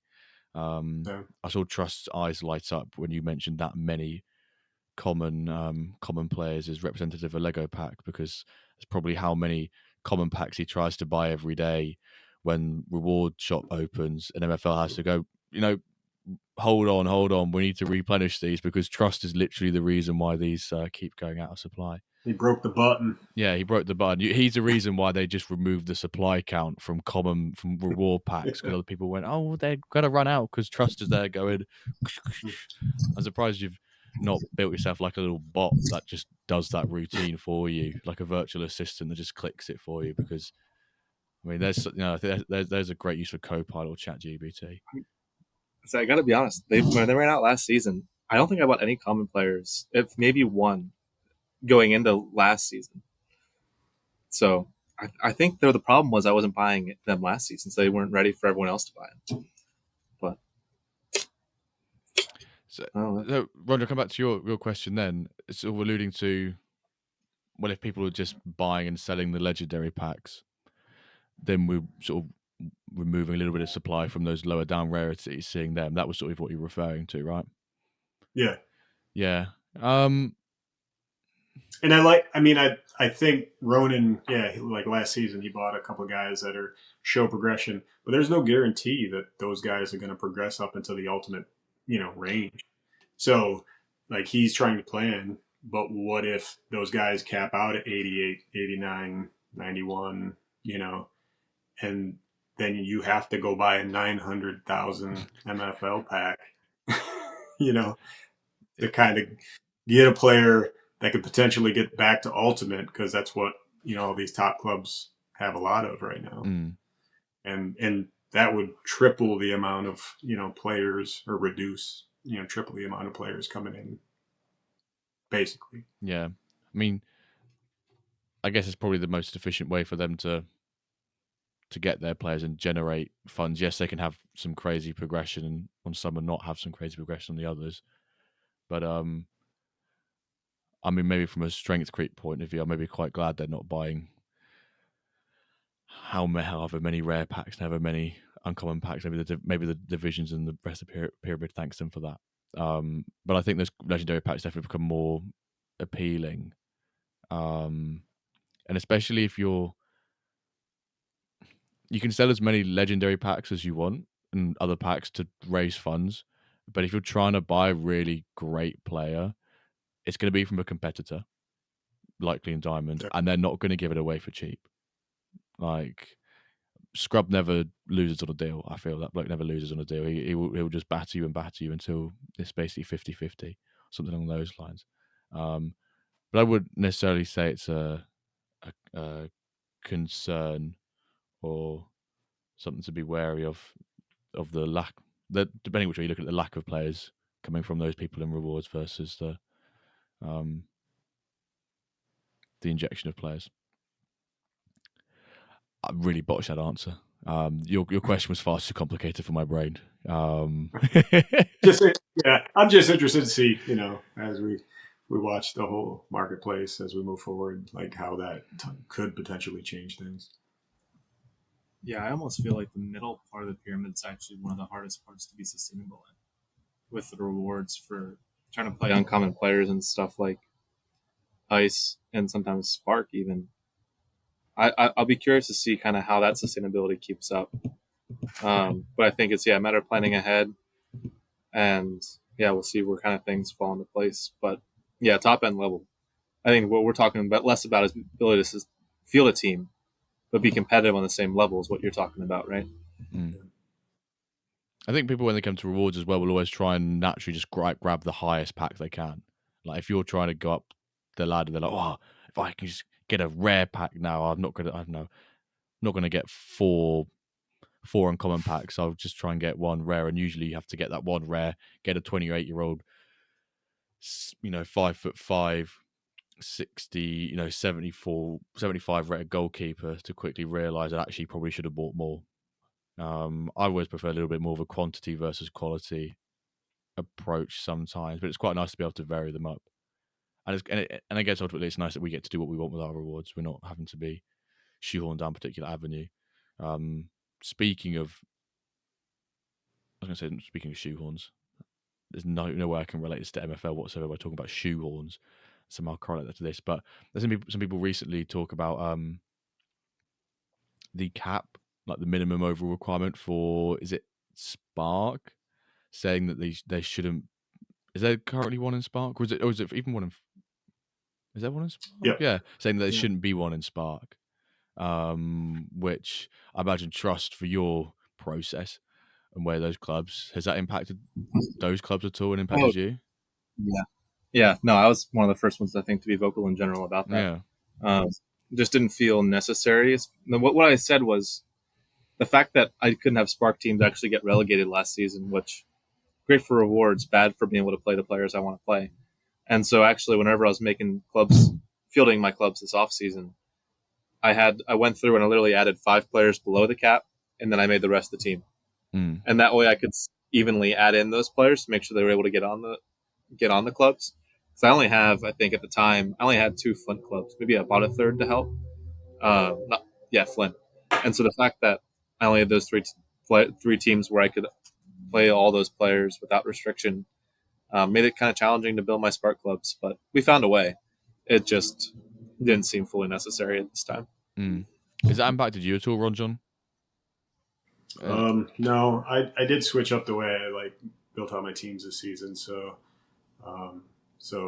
I just stuck to kind of those guidelines and built out most of my squads based off of them. So I didn't have any issues fielding teams as far as the numbers go. And I use the development center. I know a lot of people are, is it good, is it bad?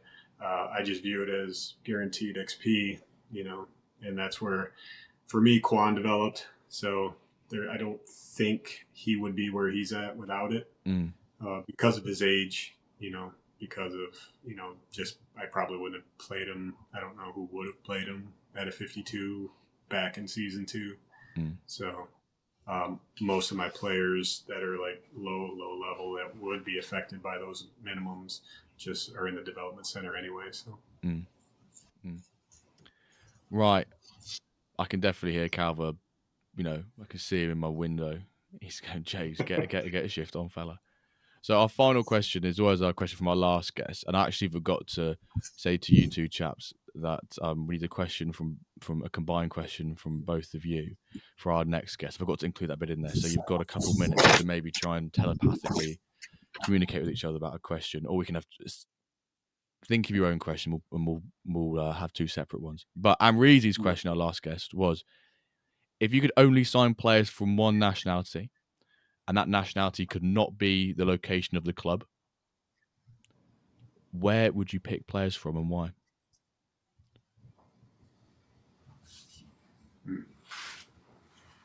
So I did try to do some research going into this, and it's kind of if you just want a numbers answer, it'd be me just researching what country has the most players in the game. England? That's what I figured, and so I was probably going to say England, just so that I could have as many players as I need. But I would say, as far as what I would personally prefer, it would definitely be U.S. players, and that's simply because I would love to see, whenever nationals do come into this game, which I would love to hope eventually does happen, that I could contribute U.S. national players to the national team and hopefully see some success with it.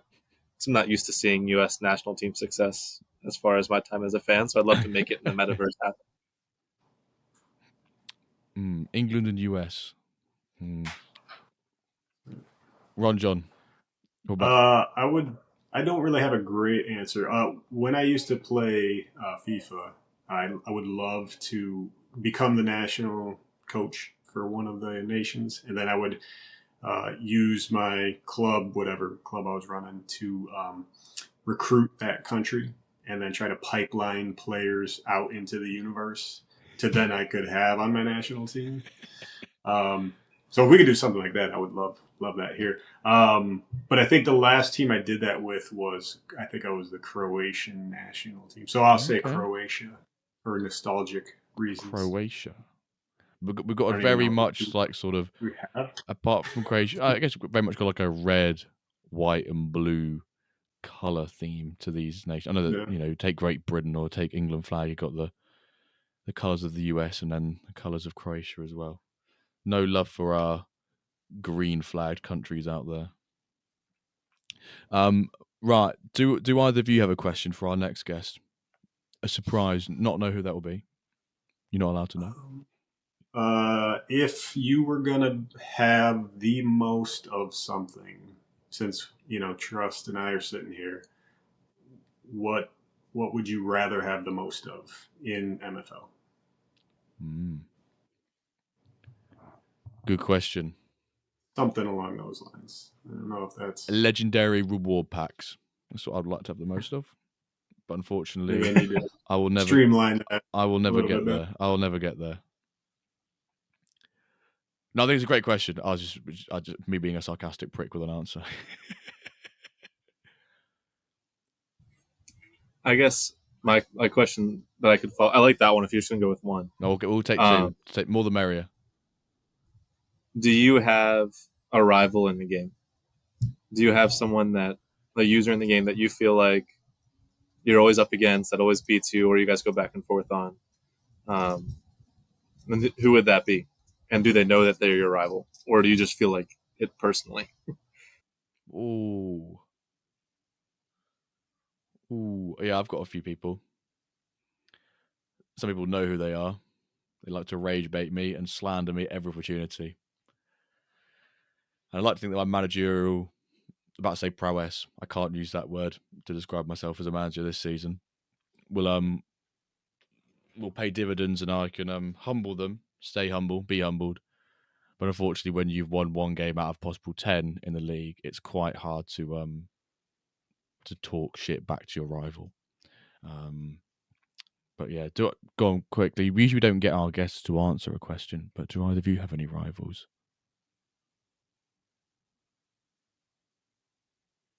This is when you all you say each other, or you both say Big Wilb, and then you're like, oh, the guy we've joined up with, he's our biggest rival. And I just envy that's every what move. we brought him in. Yeah. I don't think so. I don't think I have anybody in a league that I've been in with long enough to.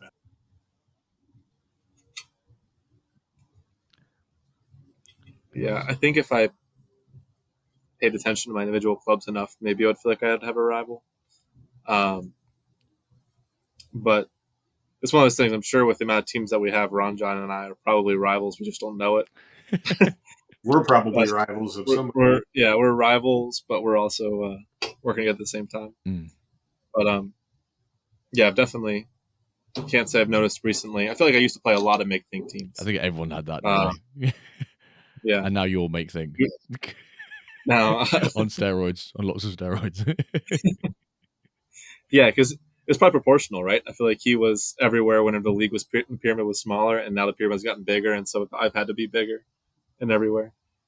But it is fun whenever I do watch every now and then other streams, and someone's like, "Yeah, we got a TrustTheProcess team in my division, yeah, and this is a big game for us because yada yada." And I was like, "Oh, I'm sorry, I didn't know that I played you." You're just a number in my spreadsheet, They care about the league and game so much. You're like, I'm just here for progression, just here for ones and zeros, binary. So, ladies and gentlemen, we are coming to the conclusion of this episode. One of the longest ones we've done in a long while, which doesn't surprise me with these two gents on, always rambling about MFL. Calvert is seething right now when he sees how long this episode is going to be. So, before we round up this episode, a reminder of the hashtag #TrustTheProcess. Post it all over Discord, X, YouTube, just comments. On your Facebook community notice board, just hashtag #TrustTheProcess. Before we do below that full-time whistle, we've got to say a big thank you to our wonderful guest today, RonJon. Thank you for coming on, sir, for your second appearance. Thank you for having me. It's wonderful, just as good as the first time. Calva, I miss you. Hope you are having fun in your new your Sunday night. That's not with us currently. But yeah, I'm looking forward to moving forward in the game, and so I hope that came through in the episode. Certainly did. Lots of insights into your massive business, we'll call it, the MFL business of Fortress Agency. Now people can finally put a face to the agency and stop asking the question, who is Fortress Agency in Discord? And then you just sort of reply, oh, it's me, by the way, RonJon, it's me. Hello, it's me. Trust, your first full appearance this time. Thank you. Having a good time. Yeah, it's kind of sad it's over. I look at the time and like, man, it has been a while, but definitely could have gone all day. It was great to meet you both for the first time face to face.